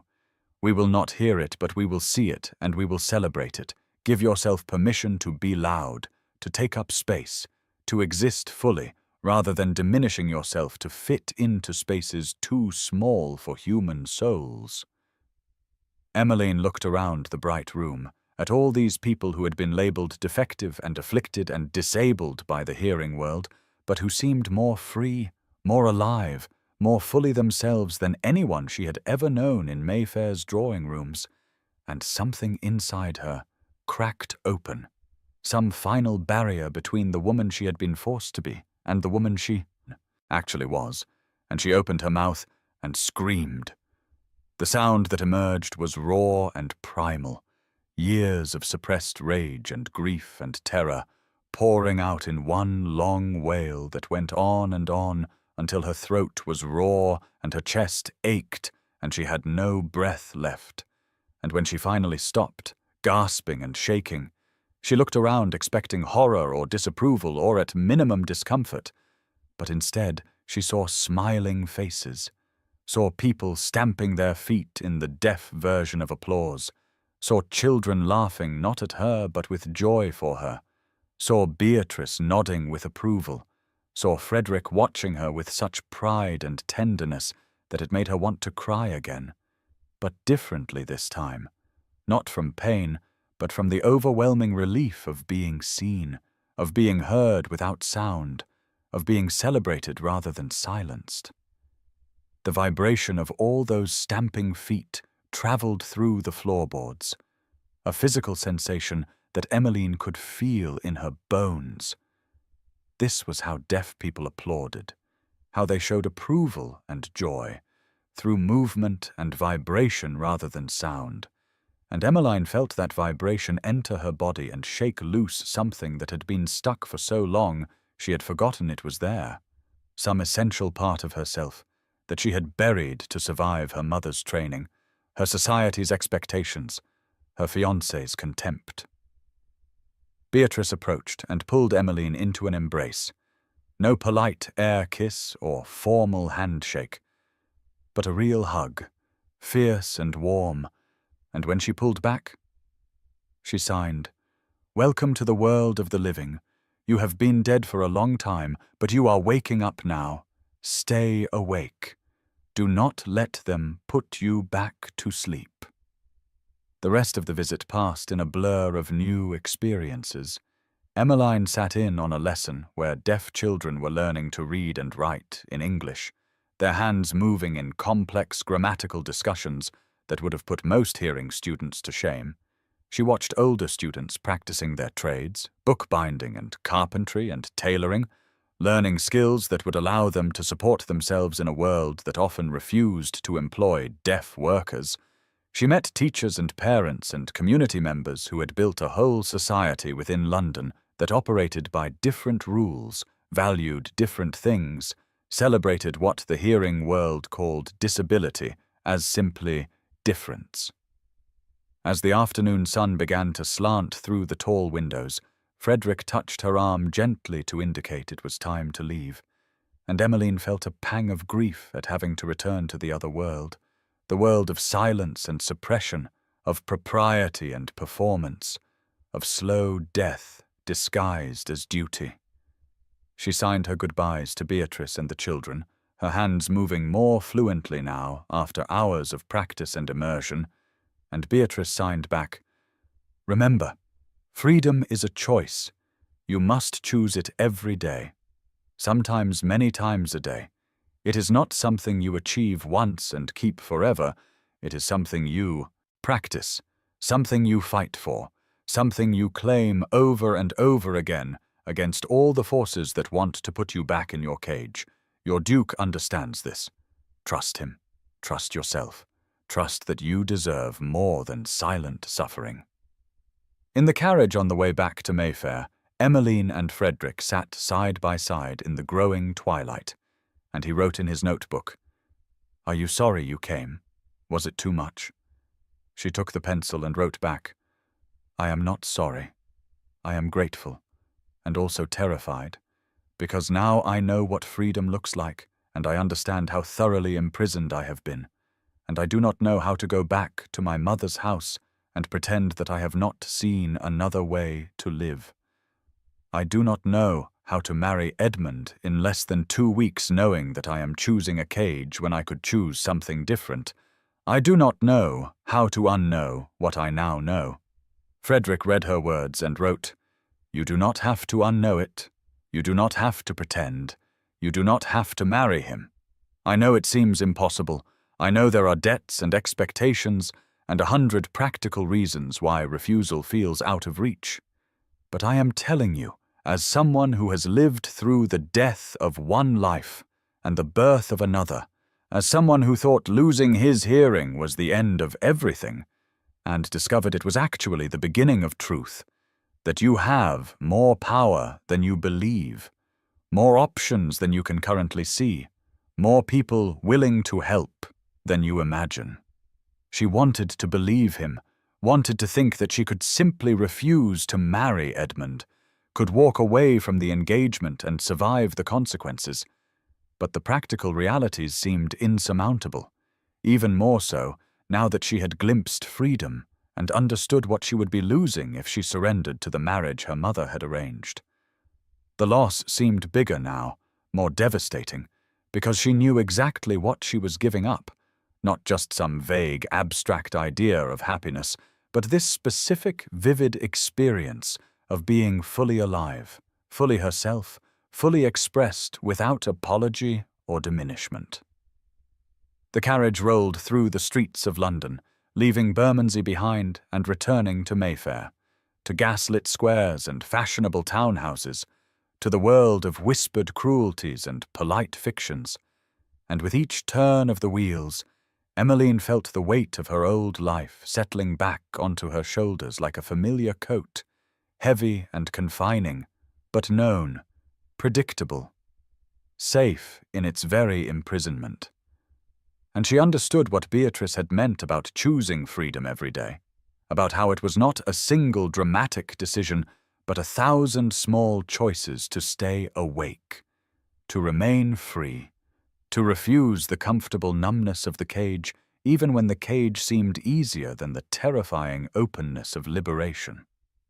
The library door had been open perhaps 3 inches, enough for the upstairs maid to see through as she passed on her way to turn down the beds for the evening, enough to witness Lady Emmeline Dashwood sitting shoulder to shoulder with the Duke of Wentworth in the window alcove, their hands moving in strange gestures, their faces closer together than propriety strictly allowed, his fingers resting against her throat in a gesture that looked disturbingly intimate, even if the maid could not understand its purpose. And though the girl was not naturally inclined to tale-bearing, the housekeeper had made it clear that any unusual behavior from Miss Emmeline in these final days before her wedding should be reported immediately to Lady Catherine, who was determined that nothing should threaten this advantageous match that would save the family from complete financial ruin. Lady Catherine received the report with an expression that cycled rapidly through surprise, calculation, and something that might have been satisfaction. Her thin fingers drumming on the arm of her chair as she considered the implications of her daughter spending dawn hours in private meetings with a duke, even a damaged one, even one whose deafness made him unsuitable as a husband for a woman of Emmeline's station, given that he could provide no real social advancement and came with the embarrassment of his disability. Still, a duke's attention was notable, was something that could be mentioned in conversation, was proof that Emmeline possessed some quality worth noticing, even if she was plain and too serious, and entirely too interested in inappropriate subjects. For 3 days, Lady Catherine said nothing, merely watched as Emmeline continued to rise before dawn and disappear into the library.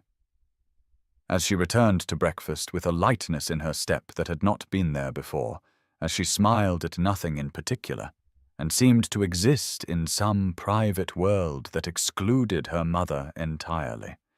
And Lady Catherine felt the stirrings of unease, the sense that something was shifting in her carefully controlled household, that her daughter was slipping away from her grasp in ways that threatened the marriage arrangement that was the only thing standing between the Dashwood family and complete social and financial collapse. On the 4th day, Lady Catherine positioned herself outside the library door at dawn, waiting in the shadows of the hallway, and when Frederick Wentworth arrived precisely at sunrise and entered without knocking, she gave him 5 minutes before following, opening the door silently to observe the scene within. Her daughter and this duke sitting so close their thighs touched, writing notes to each other and laughing without sound, his hand covering hers on the table in a gesture of casual intimacy that no unmarried couple should share. And Lady Catherine felt cold rage spreading through her chest because she recognized that expression on her daughter's face, had seen it once before in a mirror many years ago when she herself had been young and foolish enough to believe in love, before she learned that such feelings were luxuries that women in precarious financial positions could not afford. She entered the library with the deliberate tread of judgment itself, and Emmeline looked up with an expression that moved from joy to terror in the space of a heartbeat, her hand jerking away from Frederick's as though burned, her body instinctively curling inward in a posture of defense that spoke of long experience with her mother's anger. And Frederick rose slowly to his feet, his grey eyes moving between mother and daughter, reading the situation with that uncanny perception that allowed him to see what hearing people missed, understanding immediately that he had caused trouble for Emmeline simply by existing in her world. Lady Catherine did not acknowledge Frederick beyond a curt nod, her attention fixed entirely on her daughter, her voice low and venomous in a way that made Emmeline flinch. "Your wedding is in 1 week, and I find you entertaining a gentleman in private without chaperone or propriety. Explain yourself immediately." Emmeline opened her mouth, but no sound emerged, the words dying in her throat as they always did when confronted with her mother's fury, and she felt the familiar paralysis settling over her, the trained response of silence and submission. But then she felt Frederick's hand on her shoulder, a gentle pressure that somehow gave her courage, and she managed to whisper, "We were only reading, Mother, discussing books." Nothing improper occurred. Lady Catherine's laugh was sharp and cruel. "Reading," she repeated, her tone making it sound like an accusation. "You expect me to believe that you rise before dawn to read with a duke who cannot even hear you? Do not insult my intelligence, Emmeline. I may not know what happens in this room, but I know the look on your face. I know what affection looks like, and I will not allow you to jeopardize this marriage with some foolish romantic notion about a damaged man who can offer you nothing but social embarrassment and financial uncertainty." Frederick had been reading Lady Catherine's lips, and he wrote quickly in his notebook before holding it up for her to see, "I have offered Lady Emmeline nothing but friendship and intellectual conversation. If you find that threatening, Perhaps you should examine what kind of marriage you are forcing her into, that it cannot survive her having a friend. Lady Catherine snatched the notebook from his hands, read it, and threw it back at him with a fury that made Emmeline gasp. "How dare you speak to me of what I am forcing? You know nothing of our circumstances, nothing of the debts that hang over this family like a sword, nothing of the sacrifices required to maintain our position in society. My daughter will marry Viscount Whitmore in 1 week as planned, and you will cease these inappropriate meetings immediately, or I will ensure that every drawing-room in London knows that the deaf Duke of Wentworth has been pursuing an engaged woman, destroying both her reputation and yours." Frederick held Lady Catherine's gaze steadily, unflinching, and wrote again. "You cannot destroy what I do not value. I care nothing for society's opinion. But Emmeline does, or has been taught to, so I will honor her wishes. If she asks me to leave, I will leave. If she asks me to stay, I will stay. The choice is hers, not yours." The suggestion that Emmeline had any choice in the matter seemed to enrage Lady Catherine beyond measure, and she grabbed her daughter's arm with bruising force, dragging her toward the door while Emmeline stumbled and tried to pull away, tried to look back at Frederick, tried to say something, anything, but her voice had abandoned her again, had retreated into the learned silence of 26 years, and she allowed herself to be pulled from the library like a child, like property, like something with no will of its own. Lady Catherine marched Emmeline directly to her bedroom and shoved her inside with enough force that she stumbled and nearly fell, and then her mother followed her in, closing the door behind them with a finality that made Emmeline's heart sink. "You will remain in this room until your wedding day," Lady Catherine announced, her voice ice-cold. "I will have meals brought to you. I will allow your maid to attend you. But you will see no one else, speak to no one else, and certainly you will not continue these disgraceful meetings with the Duke. I had thought, perhaps, his attention might be useful, might add some prestige to your marriage, but I see now that you have developed feelings for him, feelings that could threaten everything I have worked to secure, and I will not allow it." Emmeline found her voice, finally, small and desperate. "Mother, please, I have done nothing wrong. We only talked, only read together. I swear nothing improper occurred." Lady Catherine's expression was pitiless. "The impropriety is in your heart, Emmeline. I can see it in your face. You look at him the way I once looked at someone, and I learned at great cost that such feelings are worthless when set against practical necessity. Your father left us with debts that will destroy us if this marriage does not proceed. Do you understand? We will lose this house, our position, everything. We will be cast out into genteel poverty, unable to show our faces in society, and all because you developed a childish infatuation with a man who cannot even hear you." The words struck Emmeline like physical blows, and she felt tears beginning to stream down her face, silent as always. But her mother saw them and showed no sympathy. "Tears will not change the reality of our situation," she said coldly. "You will marry Edmund Whitmore, you will be a dutiful wife, and you will forget this foolish notion that you deserve anything more than security and respectability. Love is a luxury we cannot afford, and the sooner you accept that, the easier your life will be." For the next 3 days, Emmeline remained locked in her room, her meals brought by her maid Clara, a young woman of perhaps 20, who had always shown her kindness, who now looked at her with such pity that it made Emmeline want to scream, but she remained silent, sat by her window looking out at the square below, watching the world continue as though nothing had changed, as though she had not just lost the one person who had ever truly seen her, who had taught her that silence could be chosen rather than enforced, who had shown her a world where expression was celebrated rather than punished. On the 4th day of her imprisonment, Lady Catherine brought Edmund to visit, announcing his presence with a sharp knock before opening the door and ushering him in, and Emmeline felt her stomach turn at the sight of him, at his smug expression, and the way his eyes travelled over her body in a manner that felt violating even though he had not touched her.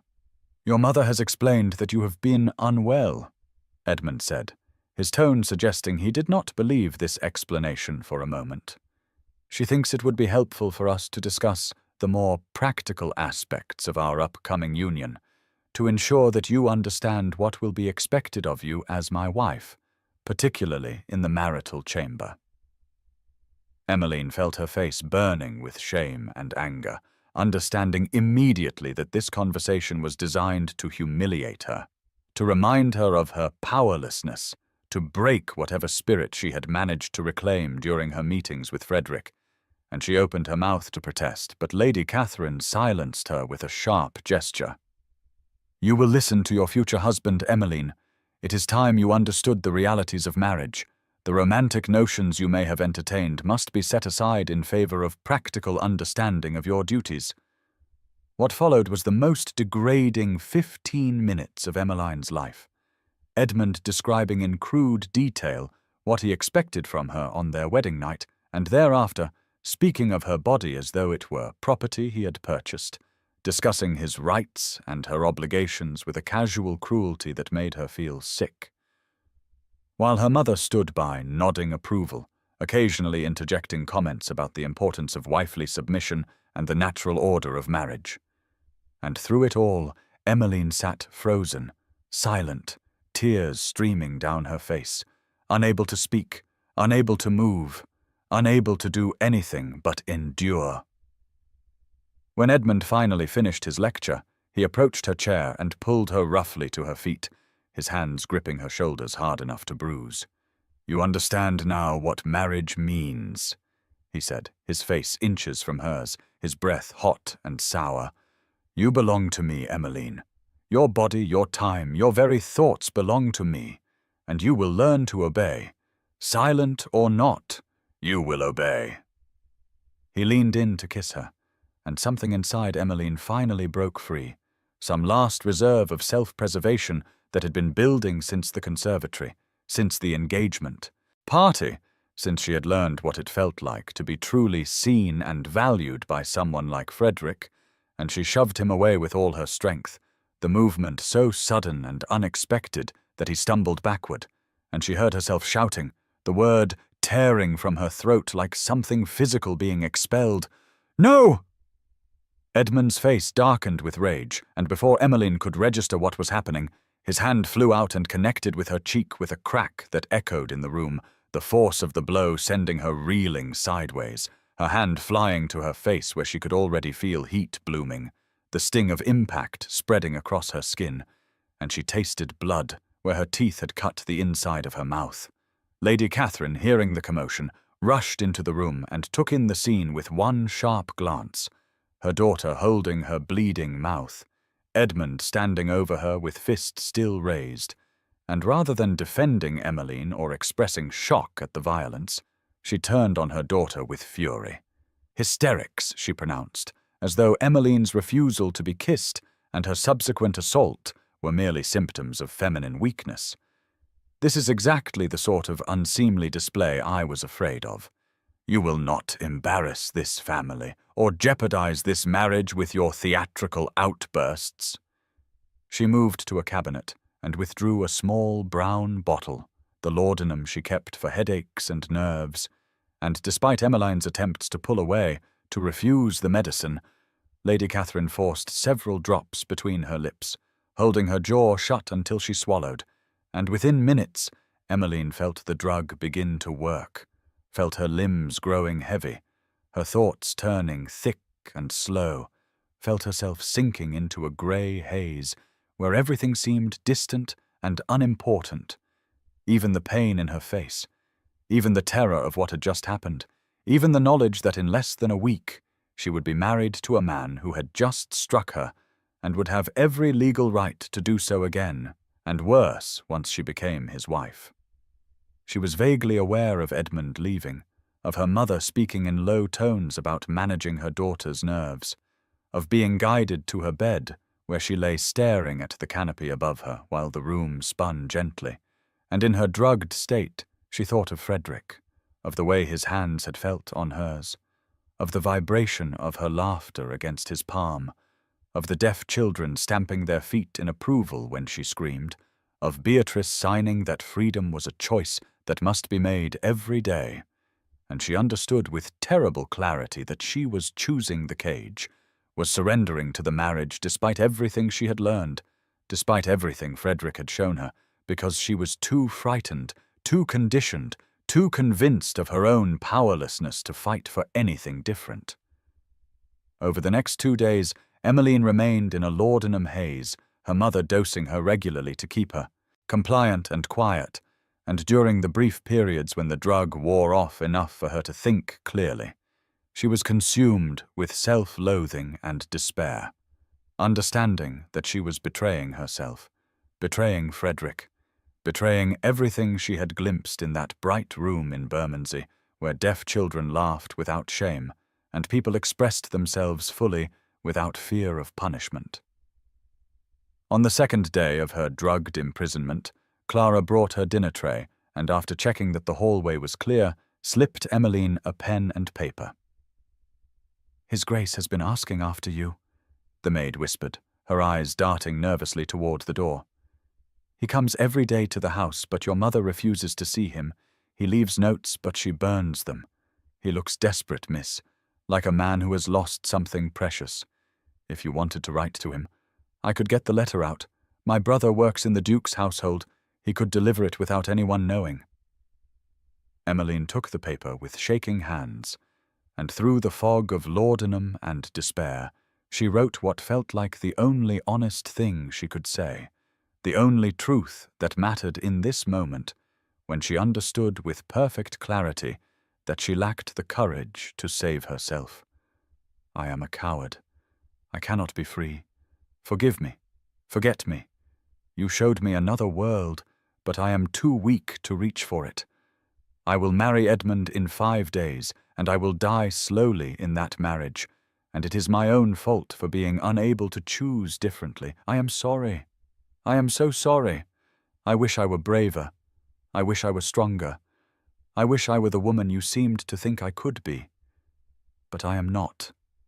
I am exactly what my mother made me, a silent, obedient thing with no will of its own. Please forget you ever knew me. Please do not waste another thought on someone so thoroughly broken. I release you from any obligation you might feel. I free you even as I cannot free myself."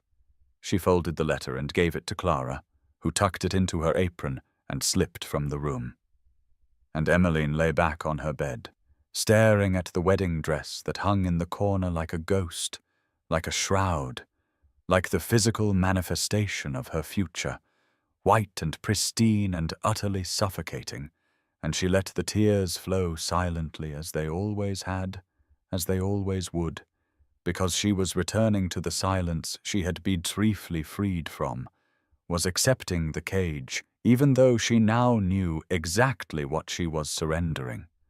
And the knowledge made it so much worse than the original blind acceptance, made it feel like suicide rather than duty, like choosing death over life, like the ultimate betrayal of everything Frederick had tried to show her about who she could be if she were brave enough to claim it. The laudanum pulled her under again, and she dreamed of stamping feet and flying hands and a room full of people who celebrated expression rather than punishing it. And in her dream, she was screaming, loud and long and free. But when she woke, her throat was raw, and her mother was standing over her with another dose of medicine, and Emmeline understood that even her dreams of freedom would be taken from her, that she would spend the rest of her life in this grey haze of compliance and silence. And she had chosen it herself, had surrendered without a fight, had proven her mother right that she was weak and biddable and entirely unsuited for anything more than silent suffering in service of family duty. And the shame of that recognition was worse than any physical pain, worse than Edmund's slap or her mother's cruelty, because it was the wound she had inflicted on herself, the choice she had made to return to the cage even when the door had been opened, even when Frederick had stood waiting to help her escape, if only she had been brave enough to walk through. The drawing room of the Dashwood townhouse had never held such a gathering, such an unlikely assembly of power and purpose that seemed to bend the very air with tension, and Lady Catherine stood near the fireplace with her hand pressed to her throat, her face pale with shock and calculation as she took in the three people who had invaded her domain, despite her explicit instructions to the butler that she was not receiving visitors. Frederick Wentworth, Duke of Wentworth, stood in the center of the room with the presence of a man who had learned that physical stature mattered far less than the force of will behind it, his grey eyes blazing with an anger that needed no sound to be perfectly understood, his hands moving in sharp, decisive gestures that spoke volumes to those who could read them, and beside him stood two allies who made refusal of his demands all but impossible. The Duke of Brandon was perhaps 50, with silver threading through his dark hair and the kind of aristocratic bearing that came from generations of unquestioned authority, and he watched Lady Catherine with cool assessment, a lawyer's mind calculating every possible outcome, every advantage and liability, every pressure point that might be applied to achieve the desired result. Mrs. Beatrice Morland stood on Frederick's other side, her deaf silence somehow more powerful than any spoken words, her presence itself a challenge to the hearing world's assumptions about weakness and disability, and in her hands she held a leather portfolio that Lady Catherine eyed with growing dread. The Duke of Brandon spoke first, his voice carrying the weight of legal authority and social position. "Lady Catherine, I am here as both friend to the Duke of Wentworth and as a solicitor with information regarding your daughter's engagement to Viscount Edmund Whitmore, information that I believe will significantly alter your perspective on the advisability of this match. May we sit and discuss this matter like civilized people, or must we conduct this conversation standing like adversaries?" Lady Catherine gestured stiffly toward the furniture, her mind racing through possibilities, trying to understand what could have brought a duke and a solicitor to her home, what information they could possibly possess that would concern Emmeline's engagement, but she maintained her composure, lowering herself into a chair with the studied grace of a woman who had spent her life performing dignity even when terrified. Frederick remained standing, his arms crossed over his chest, his expression one of barely contained fury, and Lady Catherine found herself unable to meet his eyes, found something unsettling in the way he watched her, as though he could see through every pretense, every carefully constructed justification for her treatment of Emmeline. The Duke of Brandon opened the leather portfolio and withdrew several documents, laying them on the table between them with deliberate precision. "Over the past week," he began, his tone professionally neutral, at the Duke of Wentworth's request, "I have conducted a thorough investigation into the financial and personal circumstances of Viscount Edmund Whitmore, and what I have discovered is deeply troubling.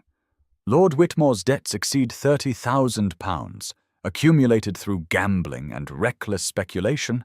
His creditors include several extremely unsavory characters who would not hesitate to employ violence to secure repayment.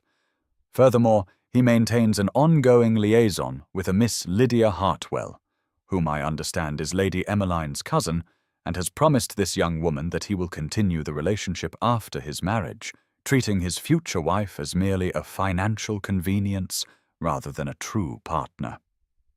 Lady Catherine's face had grown progressively paler during this recitation, but she rallied, attempting to dismiss the information with a wave of her hand. "The financial difficulties of young men are common," she said, though her voice lacked conviction. "As for the other matter, I am aware that gentlemen often maintain certain arrangements. It is not ideal, but it is hardly unprecedented. My daughter has been raised to understand the realities of marriage among our class." The Duke of Brandon's expression hardened. "You are aware, then, that Lord Whitmore struck your daughter 3 days ago, that he left visible bruising on her face, that he has expressed his intention to, and I quote from a letter intercepted by my investigators, train her to proper obedience through whatever means necessary once they are married and her person becomes his legal property. The words hung in the air like a physical presence, and Lady Catherine felt her carefully constructed defences beginning to crumble. But she was not ready to surrender, not when so much depended on this marriage, not when her family's survival hung in the balance. "My daughter provoked him," she said weakly. "She has been difficult, emotional, refusing to accept her responsibilities. A firm hand may be necessary to guide her toward proper wifely behaviour." Frederick's hands moved in a gesture so sharp and angry that even Lady Catherine, who could not understand sign language, flinched at the obvious fury in the movement, and Mrs. Morland translated in a clear, cold voice. "The Duke says you are a monster who has tortured your daughter for 26 years and now seek to deliver her to a man who will continue that torture for the rest of her life. He says you do not deserve to be called a mother, that you have failed in every duty a parent owes a child, that you have sacrificed your daughter's happiness, safety, and very soul to preserve your own social standing, and he will not allow it to continue." Lady Catherine drew herself up, attempting to reassert her authority.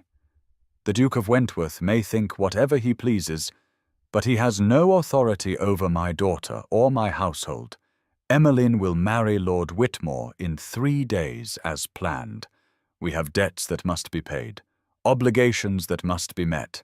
His family's settlement is the only thing standing between us and ruin. Whatever your Grace's personal feelings, that is the reality of our situation." The Duke of Brandon smiled, a cold expression that held no warmth.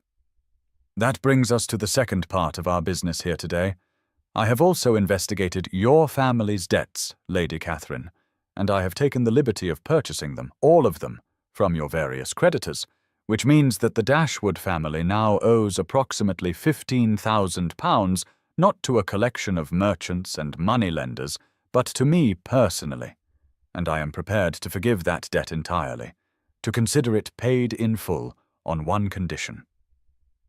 Lady Catherine stared at him, her mouth opening and closing soundlessly, her mind struggling to process this information, to understand what was being offered and what it would cost. "The condition," the Duke of Brandon continued, "is that you immediately release Lady Emmeline from her engagement to Lord Whitmore, that you allow her to make her own choice regarding her future, and that you never again attempt to control her life through financial manipulation or emotional cruelty. If you agree to these terms, your debts disappear, your family retains its home and position, and you lose only the illusion of power over your daughter.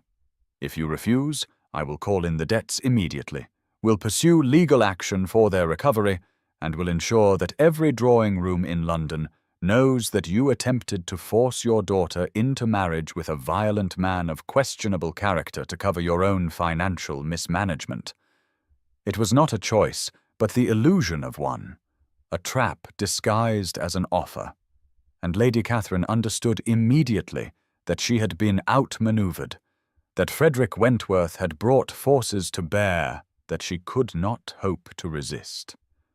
But even as she calculated the benefits of surrender, even as she recognized that a duke's protection was worth more than a viscount's settlement, she felt rage at being forced to yield, at losing control over the daughter she had shaped and molded for this exact purpose. "Very well," she said finally, her voice tight with suppressed fury. "I agree to your terms. The engagement to Lord Whitmore is dissolved. You may inform him that I have reconsidered the match, but I fail to see what this achieves beyond leaving my daughter unmarried and without prospects, unless your Grace has some alternative arrangement in mind."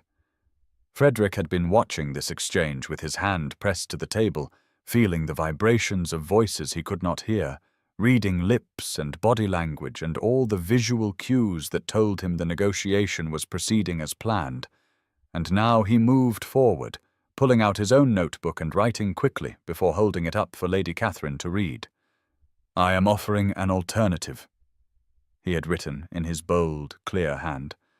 I am asking Lady Emmeline to marry me instead. I will settle all your family's debts, will provide a generous allowance for your household, will ensure that you maintain your position in society, but in exchange, Emmeline becomes my wife, not your possession. She will live as she chooses, express herself as she chooses, and you will have no authority over her ever again. These are my terms. Bring her down so I can ask her myself, so she can choose freely without your interference or manipulation." Lady Catherine stared at the words, her mind spinning through the implications. A duke's offer was infinitely superior to a viscount's. The social elevation alone was worth more than Edmund's settlement had ever been, but she also understood that she was being asked to give up all control, all influence, all the power she had wielded over Emmeline since birth, and the loss felt unbearable even as the gain was undeniable. "She has been unwell," Lady Catherine said carefully, attempting one last manipulation. "She has been taking medicine for her nerves. She may not be in a fit state to make such an important decision." Frederick's expression darkened further, and he wrote again, his pencil pressing so hard into the paper that it tore slightly. "You have been drugging her to keep her compliant. I know this. My investigator spoke with your maid. Bring her down now, or I will go up and get her myself. You no longer have any say in this matter. Your choice is whether to cooperate gracefully or to be exposed as the cruel, controlling woman you are. Decide quickly because my patience is exhausted." Lady Catherine rose stiffly and moved to the bell-pull, summoning a servant and instructing them to bring Miss Emmeline to the drawing-room immediately, to help her dress if necessary, but to bring her down regardless of her state. And then she returned to her chair, her hands folded in her lap, her expression one of barely suppressed rage masked by forced courtesy. The wait seemed eternal, minutes stretching like hours while Frederick paced the room, his movements tight with anxiety, his hands occasionally forming signs that Mrs. Morland responded to with gentle reassurance, and the Duke of Brandon reviewed his documents with the calm of someone confident in the outcome, and Lady Catherine sat rigid and furious, mourning the loss of her power even as she calculated the social advantages of having a duke as a son-in-law. When the door finally opened and Emmeline appeared, supported by her maid Clara, Frederick felt his heart contract painfully at the sight of her. She was still in her nightclothes with a dressing-gown thrown over them, her hair loose and tangled, her face pale and slack from the laudanum, her eyes unfocused and confused, and on her cheek, clearly visible even in the afternoon light, was the purple bruise where Edmund had struck her, the mark of violence that made Frederick's hands clench into fists, made him want to find Edmund Whitmore and deliver a much more thorough beating. But he forced himself to remain calm, to focus on Emmeline, to remember that this moment was about her choice, not his anger. Emmeline's eyes found him across the room, and he saw recognition dawn, saw confusion and hope and fear war in her expression, saw her try to speak, but no sound emerge, saw her look to her mother with the automatic response of someone seeking permission, and he moved toward her quickly, crossing the space between them and dropping to his knees before her, so that their eyes were level, so that she could see his face clearly, so that he could communicate directly without the interference of her mother or anyone else. Her hands were shaking as he took them in his own, and he could feel the tremor running through her whole body, could see that she was struggling to focus through the drug haze, and he signed slowly, clearly, forming each word with deliberate precision so she could follow even in her impaired state. "I received your letter," he signed, "and I am here to tell you that you are not a coward, that you are not broken, that you are worthy of freedom and happiness and every good thing this world has to offer. Your mother has agreed to release you from your engagement to Edmund Whitmore. You are free of him, free of that future, but I want to offer you something different, not another cage, but a true choice." He paused, watching her face, seeing the tears beginning to stream down her cheeks, and he continued signing. "Marry me, Emmeline. Marry me, and I will never ask you to be silent. I will never ask you to diminish yourself. I will never ask you to be anything other than exactly who you are. I will protect you and support you and help you discover who you might become without the weight of your mother's expectations crushing you. But this is your choice, not a transaction, not a duty, not a sacrifice. If you do not want to marry me, if you would prefer to be free without attaching yourself to another man, I will still pay your family's debts, will still ensure your freedom, will still offer you any help you need to build whatever life you choose. You do not owe me anything. You do not have to accept my proposal. You only have to choose what you want, and whatever that is, I will support it. Emmeline stared at him, her hands still trembling in his grasp, her mind struggling to process what he was offering, what he was asking, whether this was real or some laudanum-induced hallucination, whether she dared to believe that freedom was actually possible, that she could choose differently, that someone actually valued her enough to offer her a choice rather than simply transferring her from one form of ownership to another. Her hands moved slowly, clumsily, forming signs she had learned in their dawn meetings in the library, in that bright room in Bermondsey, asking the question that had haunted her since she wrote that terrible letter of surrender. Why would you want someone so broken? She signed, someone so thoroughly damaged by years of silence and submission, someone who cannot even speak without permission, someone who has proven herself a coward. Frederick's expression softened, and he signed back with a tenderness that made her chest ache. You are not broken, he signed. You are bound. There is a difference. Broken things cannot be repaired, but bound things can be freed. You have spent your entire life in chains, but the chains are not part of you. They are imposed from outside. And I am asking, will you unbind yourself? Will you choose freedom even though it is terrifying? Will you choose a future that you build rather than one that is built for you? Will you choose me? Not because you have to, not because you owe me, not because you have no other option, but because you want to, because you believe you deserve happiness, because you are brave enough to reach for something better than what you have been told to accept. Emmeline looked into his grey eyes and saw something she had never seen in any man's gaze before. She saw respect, admiration, desire that had nothing to do with her dowry or her family name, or her usefulness as a social ornament. She saw someone who had looked at her genuine self, messy and emotional and intellectual and inappropriate as it was, and decided that she was worth fighting for, worth kneeling before, worth offering a choice when he could have simply struck a bargain with her mother and treated her as property to be transferred.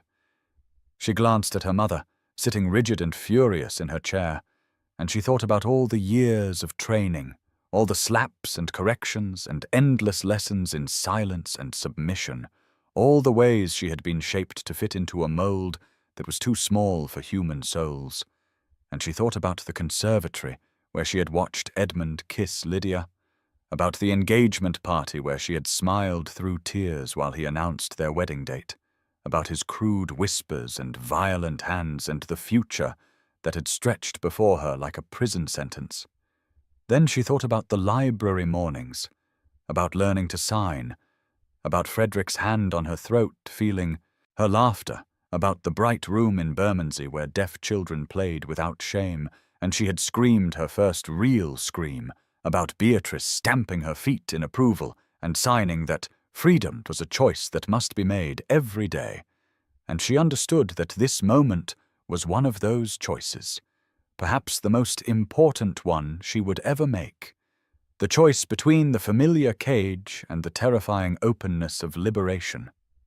Her hands moved slowly at first, then with increasing certainty, forming the signs Frederick had taught her, spelling out words that felt like revolution. Yes, she signed, I choose freedom. I choose you.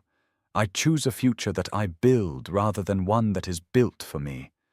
I am terrified, and I do not know if I am strong enough, but I want to try. I want to be brave enough to reach for something better. I want to unbind myself, even if I do not yet know who I will be without the chains. Will you help me? Will you be patient with me while I learn to be free?" Frederick's face transformed with joy, and he pulled her down to kneel with him on the floor, his arms wrapping around her as she collapsed against his chest, her body shaking with sobs that were no longer silent, sounds pouring from her throat without restraint or apology, loud, messy grief and relief and terror and hope all mixed together. And he held her while she cried, his hand on her back feeling the vibrations of her voice. And he was smiling, actually smiling while she wept, because he understood that this was not breakdown, but breakthrough, not weakness, but the first real expression of strength she had ever allowed herself. Lady Catherine stood abruptly, her face white with rage. "This is unseemly," she began, but the Duke of Brandon cut her off with a gesture. "Sit down, Lady Catherine," he said coldly. "You have no authority here any more. The Duke of Wentworth has made his offer and Lady Emmeline has accepted. The banns will be posted tomorrow. The wedding will take place as soon as legally possible, and you will attend with a pleasant expression and congratulations for your daughter, or you will not attend at all. Those are your only choices. I suggest you choose wisely." Mrs. Morland approached the kneeling couple, and when Emmeline looked up with tear-stained face, Beatrice signed with a smile. "Welcome to the world of the living. You have chosen freedom. Now comes the hard part, learning to live it every day. But you will not be alone. We will help you. The deaf community will embrace you, and your Duke will protect you. You have made the right choice, the brave choice, the choice that will save your life." Emmeline signed back shakily. "I am still afraid. I do not know how to be free. I have spent my whole life learning to be silent and obedient. I do not know who I am without those things." Beatrice signed. "That is the adventure, discovering who you are when you are not performing for someone else, when you are not shrinking yourself to fit into spaces too small. It will take time. There will be days when you want to return to the cage because it is familiar and freedom is exhausting. But freedom is also beautiful, is also worth the difficulty, is also the only thing that makes life worth living. And you have already taken the first step. You have chosen. Everything else follows from that choice." Frederick helped Emmeline to her feet, supporting her as she swayed slightly, still affected by the laudanum and overwhelmed by everything that had just happened. And he signed, "We should go. I want to take you away from this house, away from your mother. I have prepared rooms for you at my residence with Mrs. Morland as chaperone to preserve all propriety. You can rest there, recover from the drugs your mother has been giving you, and when you are ready, we can plan our wedding. Or not. We can simply exist together for a while, learning to communicate, learning to be free. Whatever you need, I will provide." Emmeline nodded, and then, with effort, she turned to face her mother. This woman who had shaped and controlled her entire life, who had taught her that silence was survival and expression was danger, who had drugged her and locked her away and tried to sell her to a violent man to cover family debts. And she opened her mouth and spoke, her voice rough from disuse and medication, but present, real, audible. "I am leaving," she said, the words feeling strange in her throat after so many years of learned silence. "I am marrying the Duke of Wentworth, and I am never coming back to this house. You will have your debts paid, you will keep your position in society, but you will no longer have any control over me. I am done being your possession, your solution, your sacrifice. I am claiming my own life, and you cannot stop me." Lady Catherine's face twisted with fury and something that might have been grief, but she said nothing, merely turned away as though she could dismiss this rebellion by refusing to acknowledge it. And Emmeline felt a strange liberation in that turning away, understood that her mother's opinion, her mother's approval, her mother's love had never been available anyway, had always been conditional on perfect obedience and complete self-suppression, and she was finally choosing to stop trying to earn something that was never going to be given. Frederick guided her toward the door, Mrs. Morland and the Duke of Brandon following, and as they left the drawing-room, as they walked through the entrance hall where she had spent 26 years learning to make herself small and silent and invisible, Emmeline felt something shifting inside her chest, some heavy weight beginning to lift, some locked door beginning to open, and though she was still frightened, still uncertain, still struggling to believe that this was real and not just another laudanum dream that would dissolve when she woke, she also felt for the first time in her life the faint stirring of hope, the possibility that there might be another way to exist in the world, and that possibility alone was worth every risk, every consequence, every terrifying step into the unknown. Emmeline stood in the drawing-room with Frederick still kneeling before her, his grey eyes full of hope and tenderness and patient waiting, with Mrs. Morland and the Duke of Brandon watching with expressions of approval and anticipation, with her mother rigid and furious in her chair, with Clara the maid hovering near the doorway with tears streaming down her face, and she felt the weight of the moment pressing down on her like a physical force, this choice that would determine the entire course of her future, this decision that could not be unmade once spoken, and she realized with sudden clarity that she could not simply accept Frederick's proposal, could not merely transfer herself from one man's protection to another's, could not truly choose freedom until she had first broken the chains herself, had first destroyed the symbols of her captivity, had first claimed her voice in a way that was undeniable and irrevocable. "I need time," she signed to Frederick, her hands still shaking but her movements deliberate. "I need 1 hour alone to think, to write, to understand what I am choosing. Will you wait for me? Will you trust me to return?" Frederick's face showed surprise but no disappointment, and he signed back immediately. "Take all the time you need. I will wait here, or I will wait 1,000 years if necessary. This is your choice, and it must be made in your own time, in your own way. I trust you completely."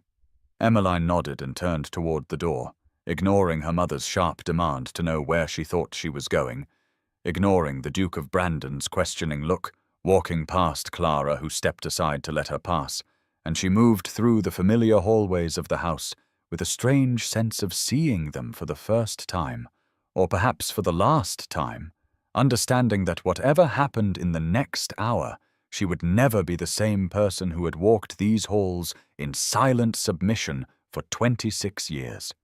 The library door opened under her hand with the familiar creak she had heard 1,000 mornings. But today the sound seemed different, seemed to mark a threshold between her old life and whatever came next. And she entered the room that had been her only sanctuary, the place where she had first met Frederick, where she had first learned that silence could be chosen rather than enforced, where she had first glimpsed the possibility of another way to exist. She went directly to the writing desk and pulled out a fresh journal, the leather binding soft and unmarked, pages blank and waiting, and she picked up her pen with hands that trembled with something between terror and exhilaration, and she began to write. Everything she had never said, everything she had swallowed and suppressed and hidden away in the deepest parts of herself, poured out onto the pages in a flood of words that felt like blood leaving a wound, like poison being purged from a body, like truth that had been locked away for so long that releasing it felt like violence. She wrote about her father's funeral, about being 8 years old and grief-stricken and slapped for crying too loudly, about learning that her pain was less important than other people's comfort, about discovering that silence was survival and sound was danger.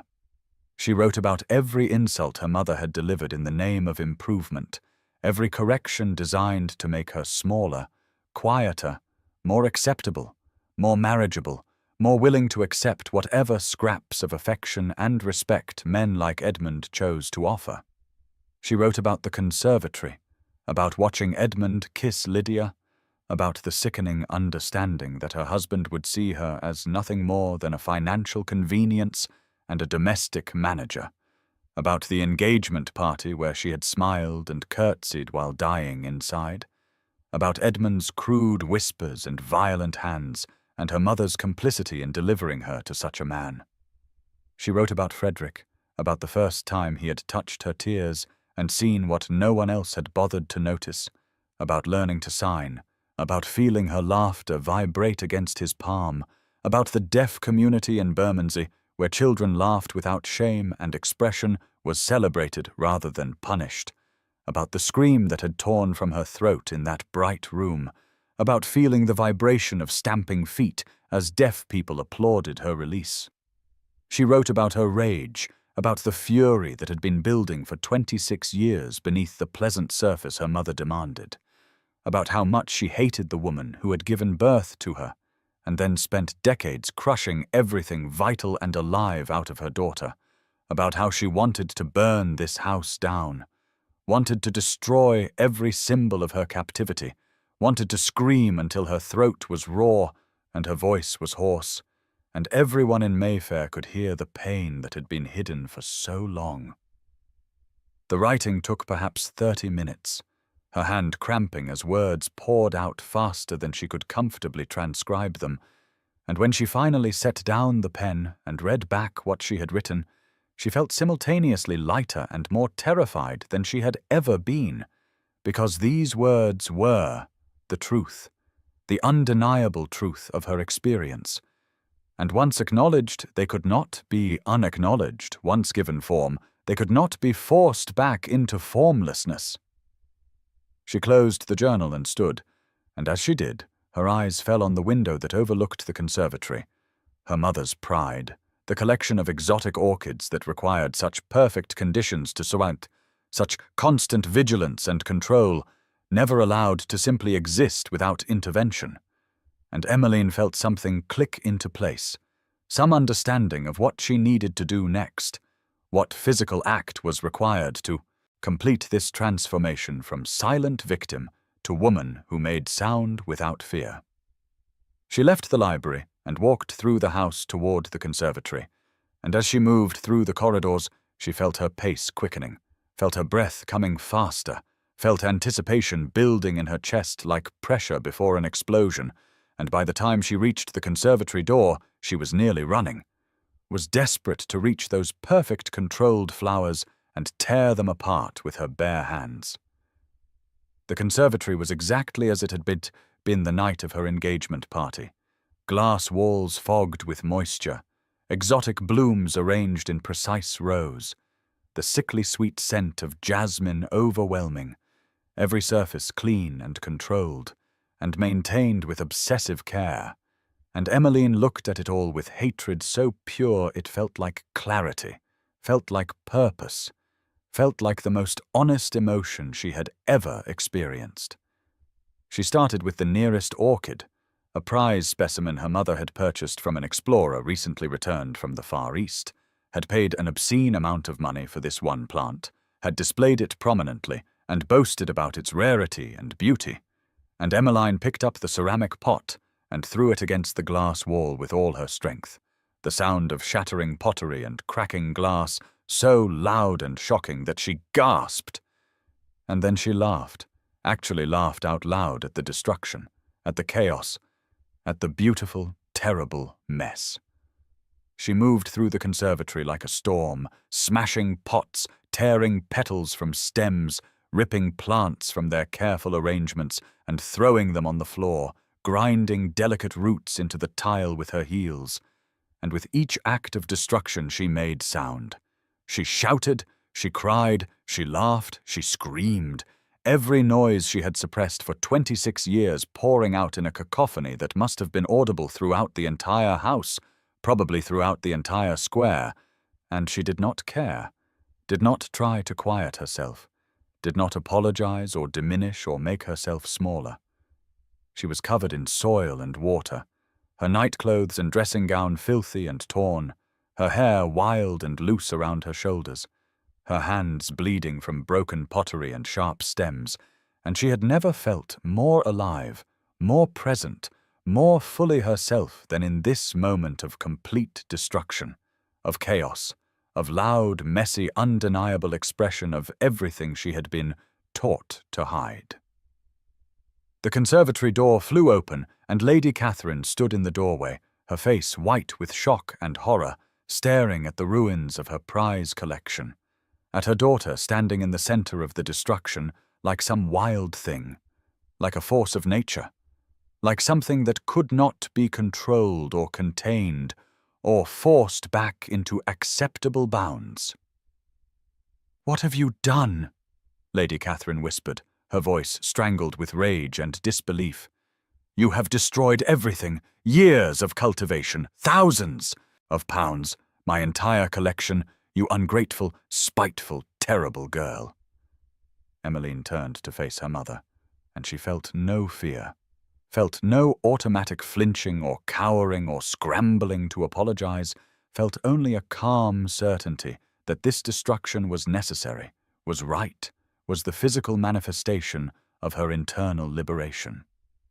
"These flowers were like me," she said, her voice loud and clear and steady, despite the tears streaming down her face. Forced to survive in conditions too controlled, too perfect, never allowed to simply exist without constant intervention, you imported them from far away and made them perform beauty for your guests, made them symbols of your taste and refinement and wealth. And you did the same to me, imported me from childhood, and made me perform perfection, made me a symbol of your successful mothering, your proper daughter, your silent, obedient possession. Lady Catherine stepped into the conservatory, her shoes crunching on broken pottery. "You are hysterical," she said, attempting to reassert control. "You need more medicine. You need to rest. You do not know what you are saying." Emmeline laughed, a sound that bordered on manic, but felt gloriously free. "I know exactly what I am saying. I am saying that I am not your possession. I am not your redemption for whatever failures you believe you suffered in your own life. I am not your silence. I am not your carefully controlled orchid that exists only to make you look good. I am a person. A whole entire person with thoughts and feelings and desires and rage. So much rage that I have been swallowing for so long that it has poisoned me from the inside. But I am not swallowing it anymore. I am spitting it out. I am screaming it. I am destroying your perfect controlled symbols, and I am walking away. You are ruined," Lady Catherine hissed, her composure finally cracking. "No one will receive you after this display. No respectable family will acknowledge you. You have thrown away everything I worked to build for you. And for what? For some deaf duke who can offer you nothing but social embarrassment and a life on the margins of society." Emmeline picked up one last orchid, a particularly beautiful specimen with delicate white petals, and she tore it apart slowly, deliberately, petal by petal, while maintaining eye contact with her mother.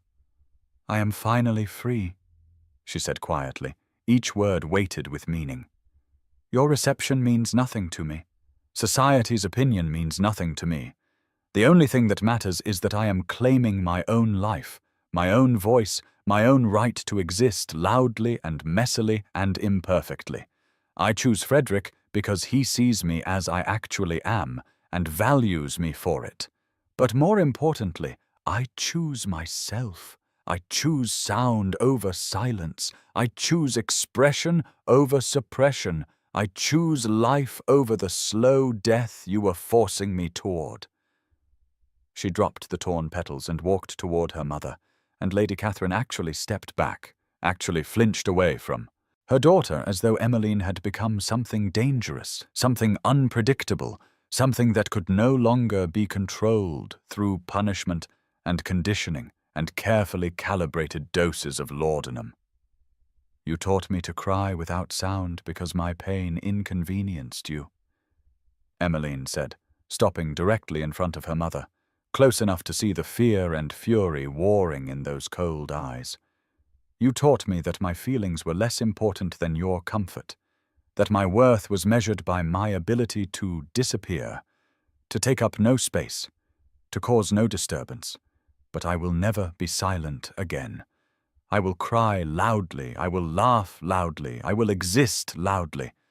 And if that inconveniences you, if that disturbs your perfect controlled world, then you are welcome to look away, because I am done performing for an audience that never valued me anyway." She walked past her mother, leaving the older woman standing alone among the ruins of her conservatory, among the shattered symbols of control and cultivation and forced perfection. And Emmeline felt no guilt, felt no regret, felt only a lightness that came from having finally broken her own chains, rather than waiting for someone else to free her. She walked through the house, making no attempt to clean herself or hide the evidence of what she had done, walked past servants who stared with open shock at her dishevelled appearance, and the trail of soil and water she left on the expensive carpets, walked directly back to the drawing-room where Frederick and his allies had been waiting, and when she entered the room, covered in dirt and blood and torn flower petals, wild-haired and tear-stained and radiantly, terrifyingly alive, Frederick rose to his feet with an expression of wonder and pride and love so obvious that it made her chest ache. She crossed the room to him and signed, her hands moving with more confidence than they ever had before. "I have destroyed my mother's orchids. I have screamed and cried and laughed without controlling the volume. I have claimed my voice and my sound and my right to exist fully. And now I am ready to answer your question. Yes, I will marry you. But first, teach me to live loudly. Teach me everything you know about choosing freedom every day. Teach me how to be fully alive rather than merely surviving. Teach me what it means to express rather than suppress." Frederick's eyes were wet with tears that he made no attempt to hide, and he signed back, his movements expansive and joyful. "Tomorrow. We can be married tomorrow if you wish, or in a year, or never if you decide you would prefer to be free without attaching yourself to another man. But whatever you choose, I will teach you everything I know about living loudly, about celebrating expression, about refusing to shrink yourself to fit into spaces too small for human souls. I will introduce you to the deaf community, who will embrace you as one of their own. I will support whatever you want to become, whoever you want to be, and I will never, ever ask you to be silent." Emmeline turned to the Duke of Brandon and spoke aloud, her voice still rough and unfamiliar in her own ears, but present, real, undeniable. "Tomorrow," she said. "I want to be married tomorrow. I have waited long enough to live. I have spent 26 years in a cage, and I do not want to waste another day. Please arrange whatever is necessary to make this happen as quickly as legally possible." The Duke of Brandon smiled, genuine warmth in his expression. "It will be my pleasure, Lady Emmeline. I will obtain a special license today. We can hold the ceremony tomorrow afternoon at my private chapel. Small and intimate. Witnesses only those you choose. No performance required, no society to please. Just two people choosing each other freely." Mrs. Morland approached and signed, her face alight with joy. "You have broken your chains. You have chosen freedom. You have become the woman you were always meant to be beneath all that imposed silence. Welcome to the community of the living. Welcome to the world of those who express fully and live loudly. We celebrate you. We honor your courage. We stamp our feet in approval of your transformation." Emmeline signed back, her movement still clumsy but improving. "Thank you for showing me another way to exist, for helping me understand that silence can be chosen rather than enforced, for applauding my scream when everyone else in my life would have punished it. I want to learn more. I want to become fluent in sign language. I want to be part of your community. I want to teach other hearing people that there are different ways to communicate, different ways to value each other beyond the words that come from mouths. Clara the maid had been standing near the doorway throughout this exchange, and now she stepped forward, her face wet with tears, and she curtsied deeply before speaking. "Miss Emmeline?" she said, her voice trembling with emotion. "I am so proud of you. I have watched you suffer for years, watched you cry silently in your room after enduring your mother's cruelty, watched you shrink and diminish yourself to fit into the role they demanded, and I have wished so many times that you would find the courage to fight back, to claim your own life. Seeing you now, covered in soil and wild and free, is the most beautiful thing I have ever witnessed. I am honored to have played even a small part in helping you reach this moment." Emmeline crossed to her maid and pulled her into an embrace, something that would have been considered impossibly inappropriate just hours earlier, but now felt like the only possible response. "Thank you," she whispered into Clara's ear. "Thank you for smuggling my letter to Frederick. Thank you for the small kindnesses over the years. Thank you for being the only person in this house who ever looked at me with compassion rather than judgment. When I leave tomorrow, will you come with me? Will you join my household as my companion? Rather than my servant, I want people around me who choose to be there rather than people bound by duty or social obligation." Clara pulled back with shocked delight. "Yes," she said immediately. "Yes, I would be honored. I would love nothing more than to leave this house and start fresh somewhere new, with someone who values kindness and honesty over performance and control." Outside the drawing-room windows, the sky had darkened with the approach of a spring storm, thunder rumbling in the distance, and as Emmeline stood surrounded by these people who had helped her break free, who had offered her choice rather than chains, who celebrated her transformation rather than punishing her expression, the first fat raindrops began to fall, pelting against the glass with increasing intensity, and she felt as though the weather itself was responding to her emotional release, as though the universe was acknowledging the magnitude of what had just happened, the walls that had crumbled, the light that had flooded in. The woman who had died silently for 26 years and was now being born loudly into a future she would build herself.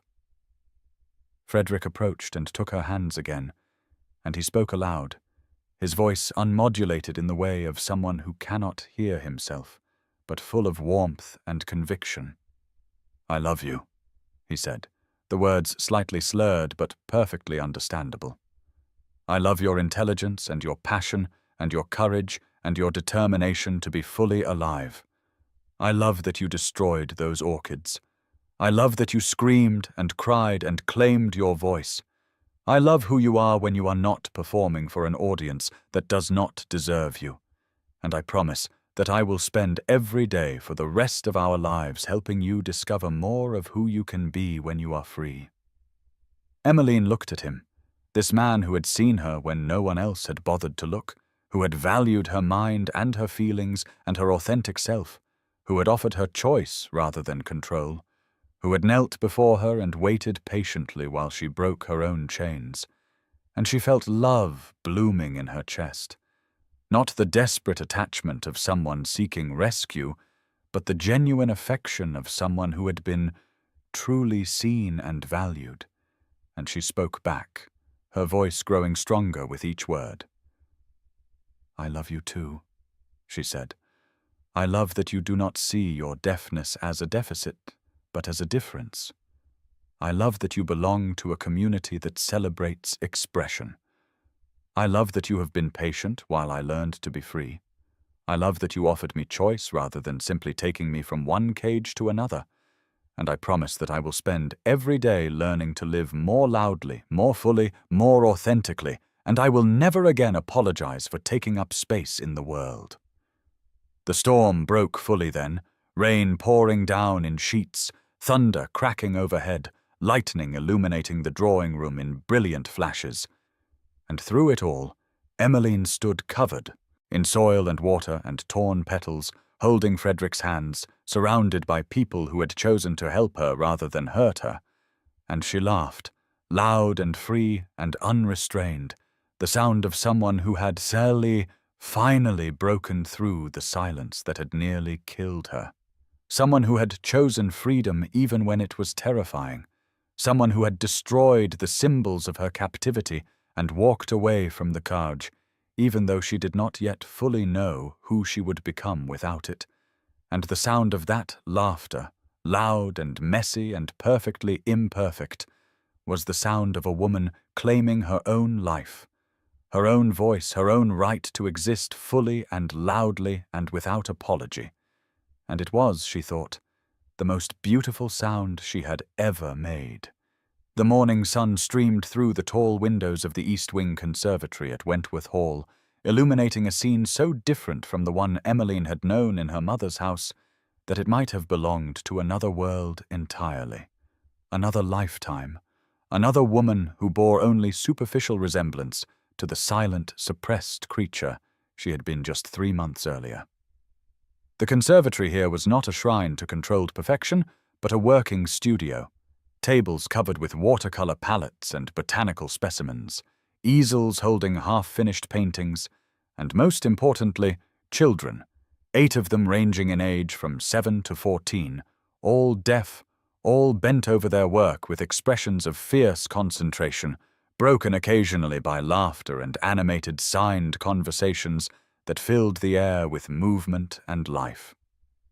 Emmeline moved among them with easy grace, her hair pulled back in a simple style that would have horrified her mother, her dress practical rather than fashionable, covered with a paint-stained apron, and she laughed loudly and frequently, a sound that still sometimes surprised her with its volume and freedom, as she corrected a student's brush technique or praised particularly clever use of color, her hands flying through signs with increasing fluency, her face animated with the kind of unguarded expression that would once have earned her a sharp reprimand, but now earned her the children's trust and affection.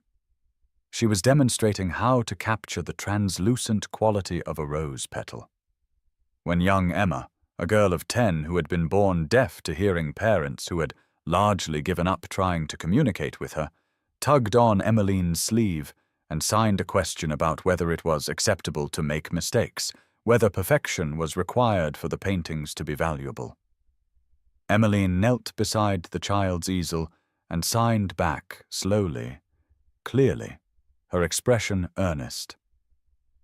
"Your hands can say anything your heart feels," she signed, "and the same is true of your art. It does not need to be perfect to be valuable. It only needs to be honest, to show what you see and feel and think. Mistakes are part of learning, part of being human.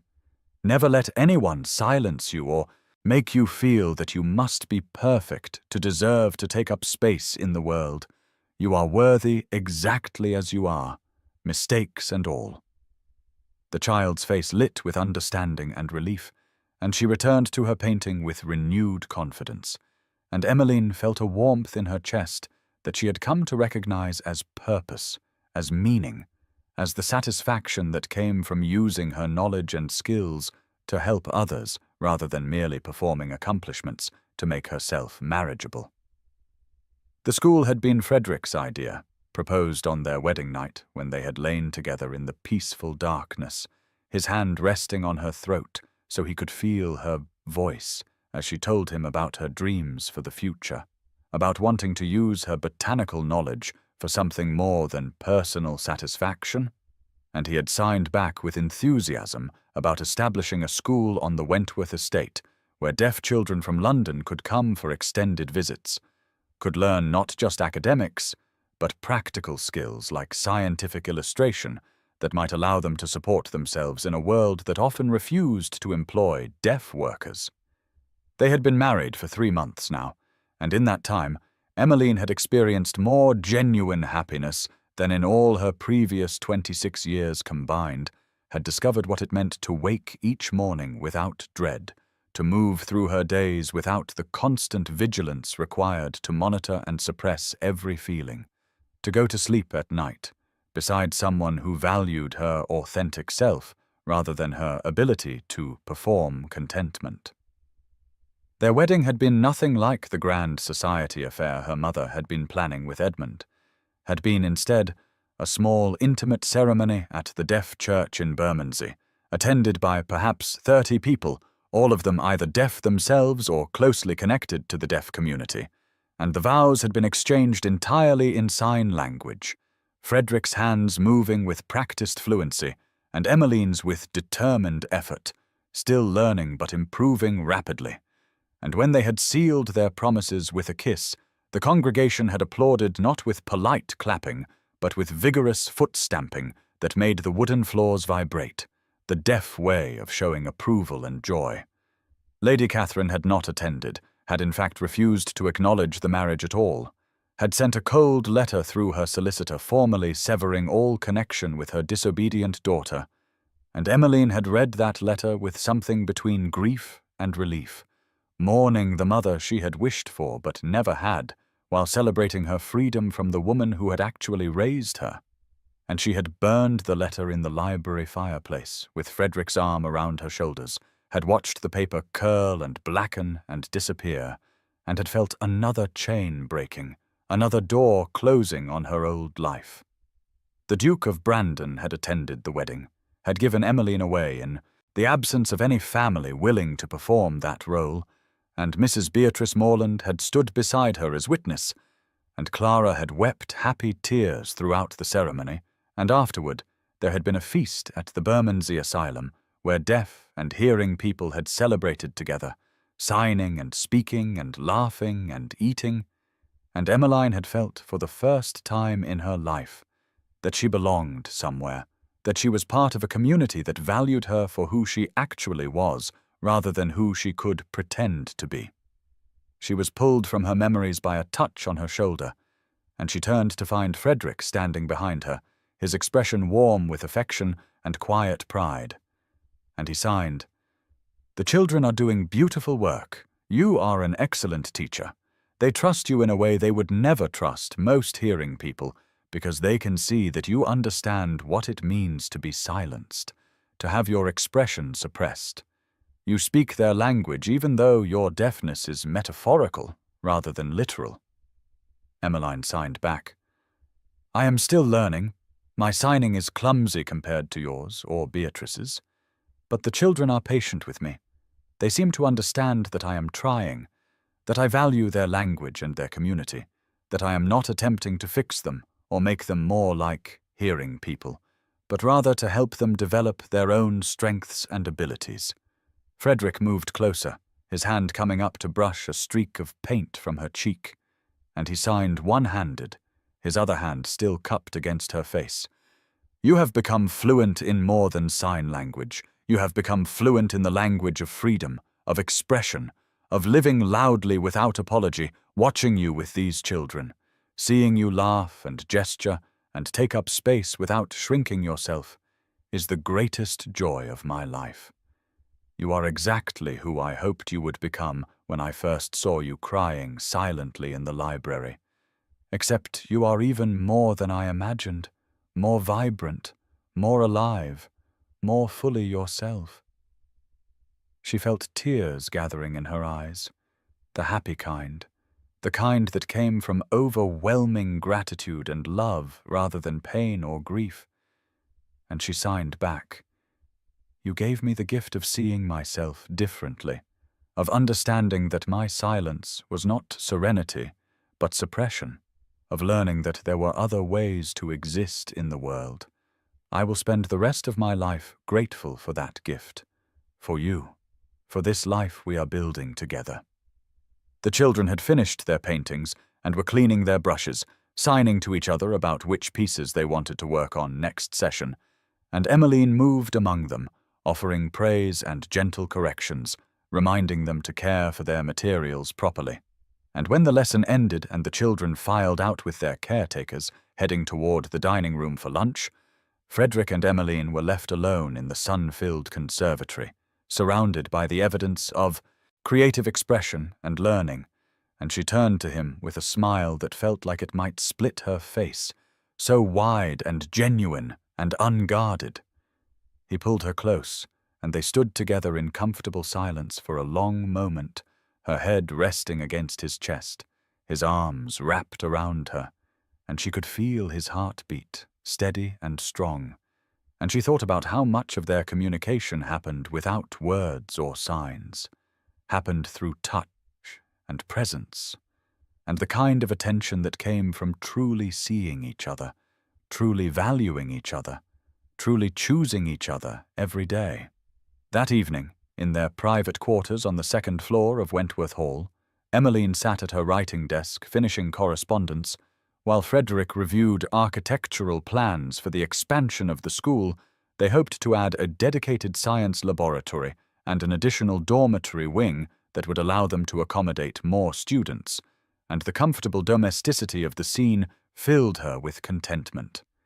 This was what marriage could be, she had learned. This partnership of equals working toward shared goals, this mutual support and respect, this freedom to be fully oneself without performance or pretense. Frederick looked up from his plans and studied her face with that intense attention he always showed, reading something in her expression, and he rose and crossed to her desk. Signing, "What are you thinking about? You look happy but also contemplative. Tell me what is in your heart." Emmeline set down her pen and turned to face him fully, and as she did, tears began streaming down her face, and Frederick's expression immediately shifted to concern, his hands moving to cup her face, feeling the moisture there, signing anxiously, "What is wrong? What has happened? Why are you crying?" She laughed through her tears and signed back, "These are happy tears. I am crying because I am happy, because I am sitting here in our home doing work that matters, surrounded by evidence of the life we are building, and I am overwhelmed with gratitude, with love, with the sheer impossibility of having gone from that silent, dying woman in my mother's house to this person who laughs loudly and teaches children and lives without fear. It seems impossible that this is my life now, and yet it is, and I am crying because happiness can be as overwhelming as grief, can fill you just as completely, can demand expression just as urgently." Frederick's face softened with understanding, and he signed, his movements gentle and tender, "I feel every one of your tears. Tell me everything. Share with me all the happiness and gratitude and overwhelming feeling. I want to know every thought in your beautiful mind, every emotion in your fierce heart." They moved to the small sofa near the fireplace, settling together with the ease of people who had learned each other's bodies, each other's rhythms, each other's needs, and Emmeline began signing, telling him about her day, about the children's progress, about young Emma's question about perfection, about the way teaching allowed her to process her own experiences and transform them into something helpful for others who had been silenced in different ways. And Frederick watched her hands with complete attention, occasionally signing questions or comments, and the conversation flowed between them like water, natural and necessary and beautiful. She paused, her hands stilling for a moment, and then she signed something she had been waiting for the right moment to share. "There is something else, something I learned today that adds to my overwhelming happiness. I visited the doctor in the village this morning while you were meeting with the architect, and he confirmed what I suspected. I am pregnant. We are going to have a child." Frederick's face went through a rapid succession of expressions: surprise, joy, wonder, slight fear, and then overwhelming happiness, and he pulled her into an embrace so tight she could barely breathe. And when he pulled back, his hands were shaking as he signed, "A child. We are going to be parents. This is, I do not even have words, signed or spoken, to express what I feel. This is everything. This is the future continuing. This is our love made physical. This is terrifying and wonderful and perfect." Emmeline signed back, smiling through fresh tears. "I am terrified too. I do not know how to be a mother. I only know how not to be one. I only know what my mother did wrong and what damage it caused, but I want to try. I want to raise our child to express freely, to make sound without fear, to understand that they are valuable exactly as they are, whether they can hear or not, whether they are perfect or not, whether they please society or not. I want to give them the childhood I never had, the freedom to be fully themselves." Frederick's response was immediate and emphatic. "We will give them that childhood together. We will teach them sign language and spoken language. We will teach them that there are many ways to communicate, and none is superior to the others. We will teach them that disability is not tragedy, but simply difference. We will teach them to value expression over suppression, community over isolation, authentic connection over social performance, and most importantly, we will teach them that they are loved unconditionally, not for what they accomplish or how well they behave, but simply for existing, for being themselves, for being ours." They sat together planning the future, discussing whether they would hire a deaf nurse or a hearing one or both, debating whether they should expand the school before the baby came or wait until after, wondering whether the child would be deaf or hearing and agreeing that they would love and support them either way. And through it all, Emmeline felt a peace she had never imagined possible, a sense that she was exactly where she belonged, doing exactly what she was meant to do, with exactly the right person beside her. Frederick signed. "You have taught me something profound, something I did not fully understand before I met you. You have taught me that feeling is louder than sound, that the deepest communication happens not through ears, but through attention, through presence, through the willingness to truly see another person and value what you find there. I have been deaf since I was 14, and I thought I understood silence. But you taught me that there are different kinds of silence. The silence I live in is chosen, is peaceful, is full of meaning communicated through hands and faces and bodies. But the silence you lived in was enforced, was violent, was a prison that nearly killed you, and learning the difference has made me appreciate my deafness in new ways, has made me grateful for the deaf community that taught me I was not broken, but simply different, has made me want to ensure that no one else has to experience the kind of silencing you endured." Emmeline felt fresh tears streaming down her face, and she signed back, her movements expansive and passionate. "You have taught me equally profound things. You have taught me that rescue is not about being saved by someone else, but about being given the tools and support to save yourself. You offered me choice rather than control. You showed me another world, but you made me walk into it myself. You did not carry me across the threshold of freedom. You held the door open and waited while I gathered the courage to step through, and that made all the difference, because it meant that my freedom was something I claimed rather than something that was given to me. And claimed freedom is so much more powerful than granted freedom. It cannot be taken away as easily because it comes from inside rather than being imposed from outside." They talked long into the night, signing in the firelight, occasionally speaking aloud to feel the vibrations of voice and laughter, touching frequently, maintaining the constant physical contact that had become natural to them, necessary to them, part of how they expressed love and connection and partnership.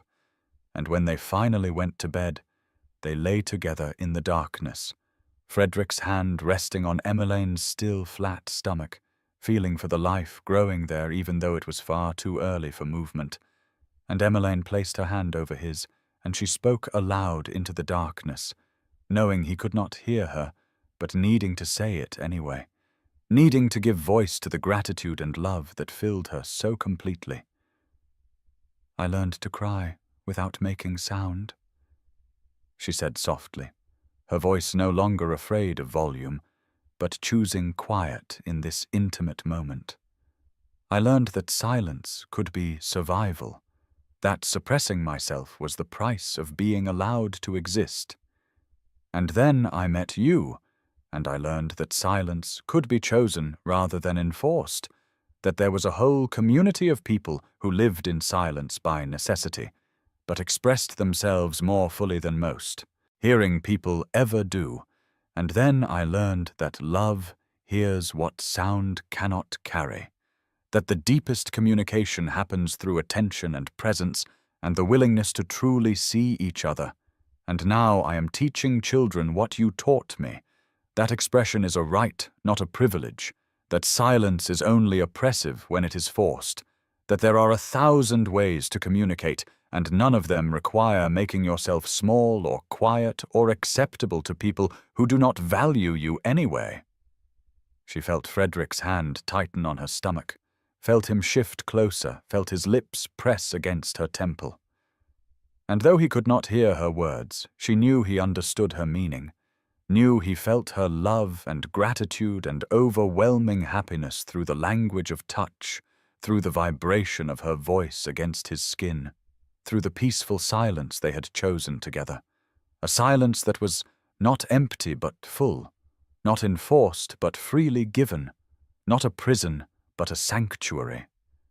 And in that silence, Emmeline finally, fully understood what Frederick had been trying to teach her from that first morning in the library, that being heard had nothing to do with sound and everything to do with being truly seen, truly valued, truly loved for exactly who you were beneath all the performance and pretense.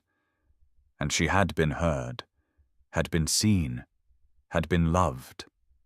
And in return, she had learned to hear not with ears but with heart, to see not just surfaces but depths, to love not the performance but the person.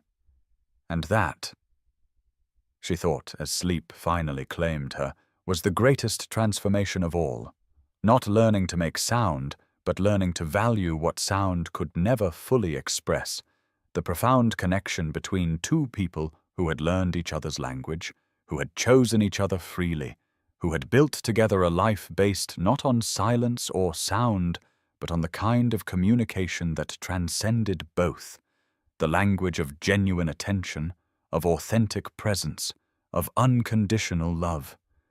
And it was, she knew, the most beautiful language she would ever learn.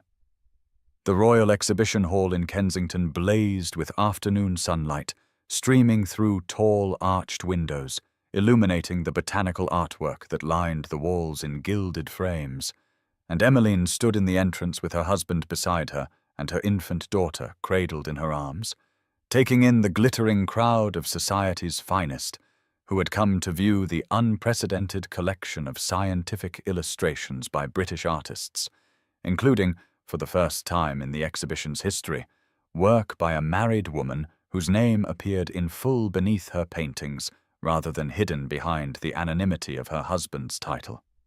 She wore a dress of deep emerald silk that brought out the color in her eyes, a shade her mother would have declared too bold, too attention-seeking, too inappropriate for a lady who should blend into the background like a watercolor wash.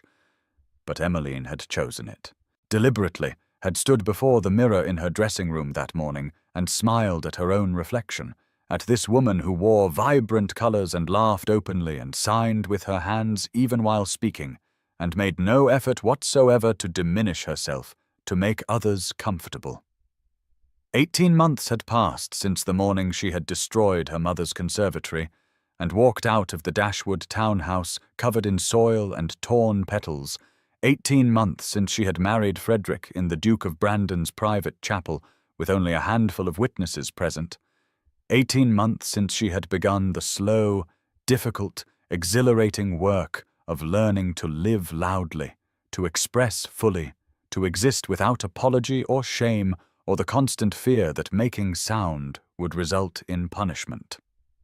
Those months had been spent primarily at Frederick's country estate in Kent, far from London's prying eyes and endless social obligations, in a household that operated by different rules than the ones Emmeline had grown up with, where servants were treated with respect rather than invisible obedience, where the deaf members of the staff communicated freely in sign language, where expression was celebrated and authenticity valued above performance, where Emmeline had slowly, gradually learned to trust that she would not be punished for taking up space, for having opinions, for crying loudly when she needed to cry, and laughing loudly when she needed to laugh, and sometimes just sitting in chosen silence that was peaceful rather than enforced. She had spent those months working on her botanical illustrations with a focus and dedication that would have been impossible in her mother's house, had expanded beyond orchids to document the wildflowers and herbs and trees of the Kent countryside, had developed a style that combined scientific accuracy with artistic beauty in ways that caught the attention of the Royal Botanical Society. When Frederick, proud of his wife's talent, had submitted a portfolio of her work without telling her, and the letter inviting her to display at the exhibition had made her cry, had made her scream with joy, had made her dance around their morning room while Frederick watched with delight, and their 3-month-old daughter, named Beatrice in honor of Mrs. Morland, who had become a dear friend and frequent visitor, gurgled happily from her cradle. The invitation to exhibit had also meant returning to London, facing the society that had once defined her worth entirely by her marriageability and her ability to perform acceptable femininity, facing her mother, who had not spoken to her since the wedding, who had attended the ceremony with a face like carved stone and left immediately afterward without offering congratulations or acknowledgement, who had apparently spent the intervening months telling anyone who would listen that her daughter had been seduced and manipulated by a disabled man who preyed on vulnerable young women, and Emmeline had been terrified of this return, had lain awake nights worrying that seeing her mother again would undo all her progress, would send her spiraling back into silence and submission. But Frederick had held her and reminded her that she was not the same woman who had left London, that she had spent 18 months practicing freedom, that she could choose to leave at any moment if the experience became too much, and his confidence in her had given her the courage to accept the invitation, to prepare her work for display, to pack her vibrant dresses and her sleeping daughter, and return to face the world that had nearly destroyed her. Now, standing in the exhibition hall surrounded by the cream of London society, Emmeline felt remarkably calm, felt grounded in her body in a way she never had before, felt Frederick's steady presence beside her like an anchor, felt baby Beatrice's warm weight in her arms like a reminder of the future she had built rather than the past she had escaped. And she moved forward into the crowd with her head high and a genuine smile on her face that had nothing to do with performance and everything to do with authentic pleasure at seeing her work displayed so beautifully, so publicly, so proudly under her own name. The reaction to her arrival rippled through the crowd like a stone dropped in still water, people turning to stare at the Duchess of Wentworth, who had caused such scandal 18 months ago by breaking her engagement mere days before the wedding, by marrying instead a deaf duke, by disappearing to the country and refusing all social invitations, by living entirely outside the bounds of acceptable society. And the whispers started immediately, the sort of vicious gossip that would have destroyed Emmeline once upon a time, but now merely amused her. She could see the matrons leaning together and speculating about whether the child was truly the Duke's, or perhaps conceived before the wedding. Could see the young ladies eyeing her dress with envy and disapproval in equal measure, could see the gentlemen assessing her with the sort of calculation that suggested they were wondering if a woman who had defied convention once might be persuaded to do so again in ways that would benefit them. Frederick could not hear the whispers, but he could read the room's energy through visual cues, through the way people shifted and stared and leaned toward each other, and he signed to Emmeline with a wry smile. "They are talking about us. Should we give them something more interesting to discuss? Perhaps I could kiss you scandalously in the middle of the exhibition hall." Emmeline laughed aloud, a sound that turned more heads, and she signed back while speaking, her voice carrying clearly across the suddenly quiet space. "I think my botanical illustrations are scandal enough for one day, but I appreciate the offer. Perhaps we can save the scandalous kissing for later, when we have fewer witnesses." The sight of the Duchess both speaking and signing simultaneously seemed to confuse many observers, who clearly did not understand why she would bother with hand movements when her husband could simply read her lips. But Emmeline had learned over the past months that signing while speaking helped her feel more fully expressed, helped her engage her whole body in communication rather than just her voice, helped her stay grounded and present rather than retreating into the old patterns of disconnection and performance.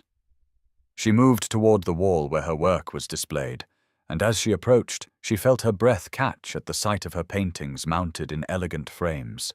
The botanical illustrations she had created in stolen hours and hidden away from her mother's disapproval, now displayed for all of London to see, each one labelled with a brass plaque that read, "Lady Emmeline Wentworth, Duchess of Wentworth," and seeing her name there, her own name rather than merely her husband's title, her identity claimed publicly rather than subsumed into marriage, made tears spring to her eyes, the happy kind of tears that she had learned to distinguish from the pain kind, the release kind, the rage kind, all the different emotional expressions that she had once compressed into silent weeping, but now could identify and honor as distinct experiences.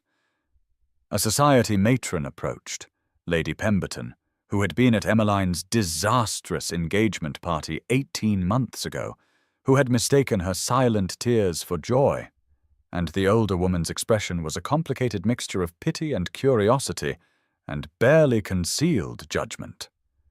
"Duchess," she said, her tone suggesting she was doing Emmeline a great favor by acknowledging her at all. "What a surprise to see you returned to London, and with an infant no less. Such courage you must have, managing a household and a child with a deaf husband. I confess I do not know how you cope. It must be terribly difficult communicating with someone so afflicted. You are to be commended for your patience and sacrifice." Emmeline felt Frederick tense slightly beside her, felt his hand on her waist tighten, and she knew he had read enough of Lady Pemberton's lips to understand the condescension in her words, the pity that positioned him as burden rather than partner, and she felt a flash of protective fury on his behalf, on behalf of the deaf community that had welcomed her so warmly, on behalf of everyone who had ever been told their way of existing was lesser simply because it was different.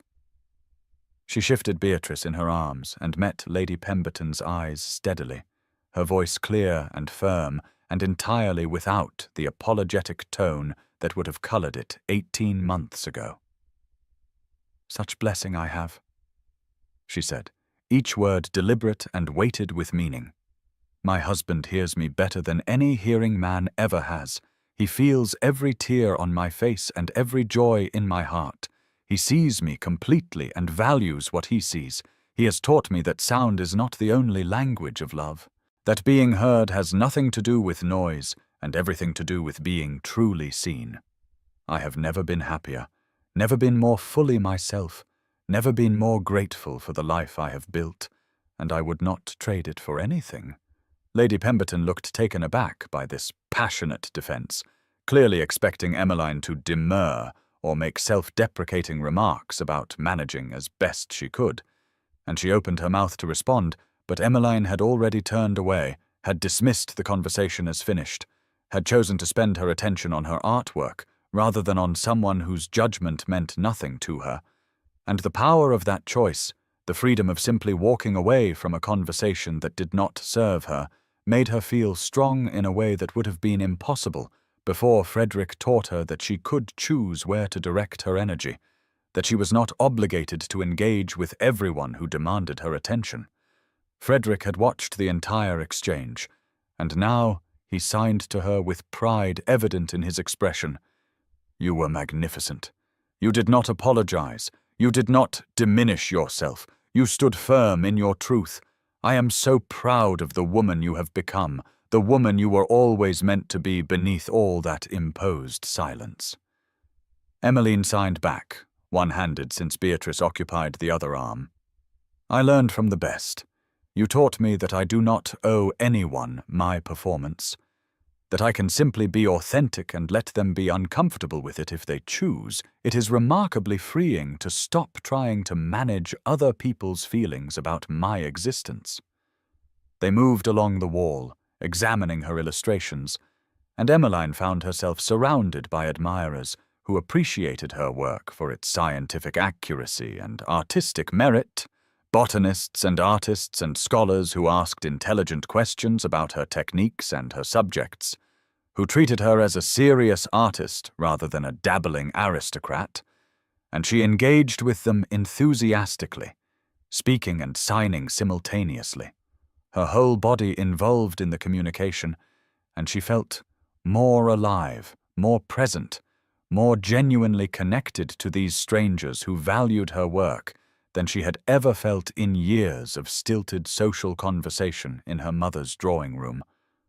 Across the room, she caught sight of her mother standing alone near the entrance, Lady Catherine dressed in her usual severe style, her face carefully composed into an expression of polite interest that did not quite hide the bitterness beneath. And Emmeline felt a complex swirl of emotions, pity and anger and grief and relief all mixed together, because her mother looked diminished somehow, looked smaller and older and lonelier than Emmeline remembered.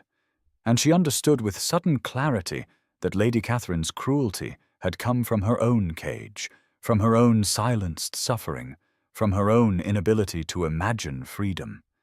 And while this understanding did not excuse what her mother had done, did not erase the years of abuse and control, it did allow Emmeline to feel something other than pure rage when she looked at the woman who had given birth to her and then spent decades trying to crush everything vital out of her. Their eyes met across the crowded room, and Lady Catherine's expression flickered, something vulnerable showing through the careful mask, for just a moment before being ruthlessly suppressed. And Emmeline saw in that flicker the echo of her own old pain, the learned silence, the swallowed feelings, the performance of contentment while dying inside. And she felt a wave of pity for her mother, for this woman who had never learned to break her own chains, who had transferred her suffering onto her daughter rather than fighting for freedom, who would die in the cage she had built for herself because she lacked the courage or the support or the imagination to envision anything different. But pity did not mean obligation, did not mean reconciliation, did not mean allowing her mother back into her life to potentially harm her or her daughter or the peace she had worked so hard to build. And Emmeline held her mother's gaze for a long moment, acknowledged the pain they shared, acknowledged the cycle of trauma that Lady Catherine had perpetuated, and then she deliberately turned away, chose to focus on the people who celebrated her rather than the person who had spent years trying to destroy her. And in that turning away, she felt the final thread of her mother's control snap, felt herself fully free in a way she had not quite achieved until this moment of choosing to walk away. Not in fear or anger, but in calm recognition that some relationships are too poisonous to maintain, that she had no obligation to set herself on fire to keep her mother warm. She moved deeper into the exhibition hall, and as she turned a corner, she came face to face with Edmund Whitmore, Viscount Whitmore, who stood before one of her paintings looking wan and tired and significantly older than his 34 years. And beside him stood Lydia, no longer golden and glowing but pinched and bitter, wearing a dress that had been expensive once but now showed signs of wear, and the couple looked at each other with the sort of mutual resentment that spoke of years of disappointment compressed into 18 short months. Edmund's eyes widened when he saw Emmeline, and something like longing flashed across his face, not for her specifically, but for what she represented, for the money he had lost when the engagement was broken, for the comfortable future that had evaporated when his debts became public knowledge, and his reputation was ruined by Frederick's carefully deployed evidence of fraud and infidelity. "Emmeline," he said, attempting to infuse his voice with warmth that rang completely false. "You look well. Marriage clearly agrees with you. I had hoped we might have a moment to speak, to perhaps clear the air between us. We were friends once. Before everything became so complicated." Emmeline looked at him, at this man who had kissed her cousin in the garden while engaged to her, who had struck her face and whispered crude threats about their wedding night, who had seen her as nothing more than a financial convenience and a body to use as he pleased, and she felt nothing, no anger, no pain, no fear, no curiosity about what he might want to say, only a mild detachment, as though looking at a stranger who had no connection to her life whatsoever. She shifted Beatrice in her arms, the weight of her daughter grounding her, reminding her of everything she had built in the space where Edmund's cruelty might have destroyed her if she had not found the courage to escape, and she spoke with perfect calm and absolute finality. "I am well, Lord Whitmore. I wish you good day."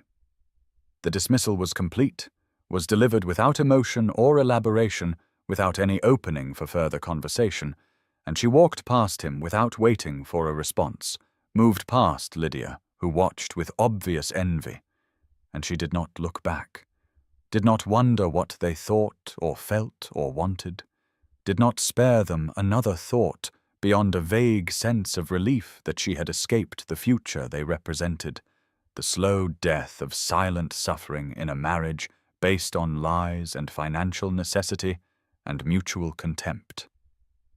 Frederick caught up to her near the center of the exhibition hall, where a large canvas displayed her most ambitious work, a detailed illustration of an ancient oak tree, with every leaf and branch and root rendered in exquisite detail.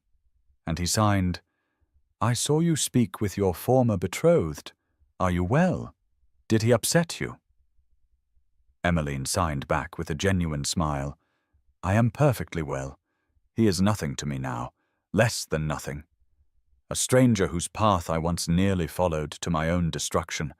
I feel no anger toward him, only gratitude that I escaped, only relief that my life is nothing like what it would have been if I had married him, only joy that I chose you instead, chose freedom instead, chose life instead of slow death."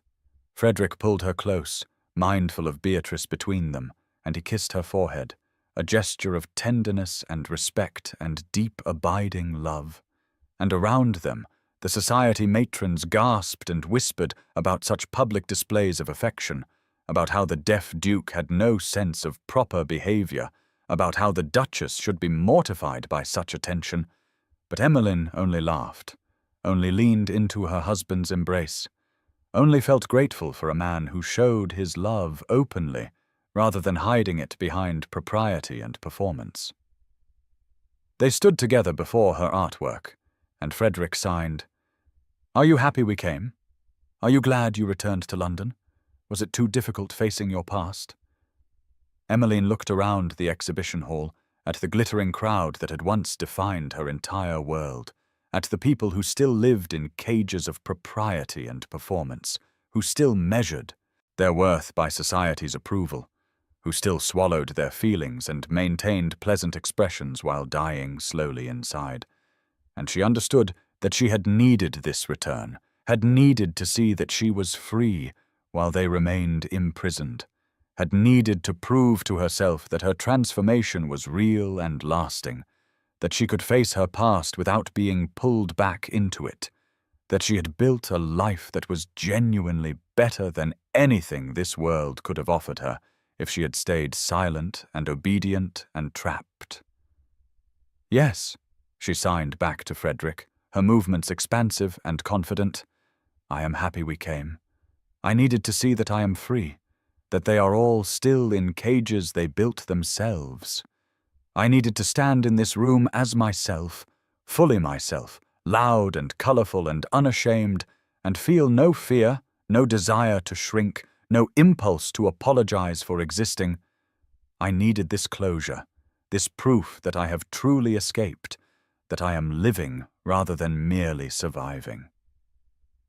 Baby Beatrice stirred in her arms and made a small sound, and Emmeline looked down at her daughter, at this tiny person who would grow up in a household where expression was celebrated, where crying was allowed, where making sound was encouraged rather than punished, where she would learn sign language alongside spoken English, where she would see her father's deafness not as disability, but as difference, where she would be taught that being heard had nothing to do with volume, and everything to do with being truly seen.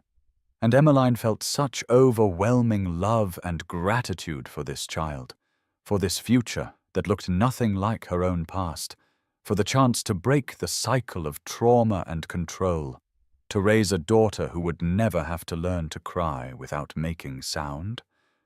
The afternoon sun shifted, streaming through the tall windows at a new angle, illuminating Emmeline's botanical illustrations with golden light, and she thought about the journey that had brought her here, from the conservatory where she had witnessed Edmund's betrayal to the library, where Frederick had first noticed her silent tears, from the bright room in Bermondsey where she had screamed for the first time, to the destroyed orchids that had symbolized her breaking chains, from the small private chapel where she had married Frederick, to the country estate where she had slowly learned to live loudly, and finally, to this moment, standing in the Royal Exhibition Hall with her husband beside her and her daughter in her arms, and her artwork displayed under her own name, proof that she had not only survived, but thrived, that she had transformed from silent victim to empowered woman, that she had claimed her voice and her life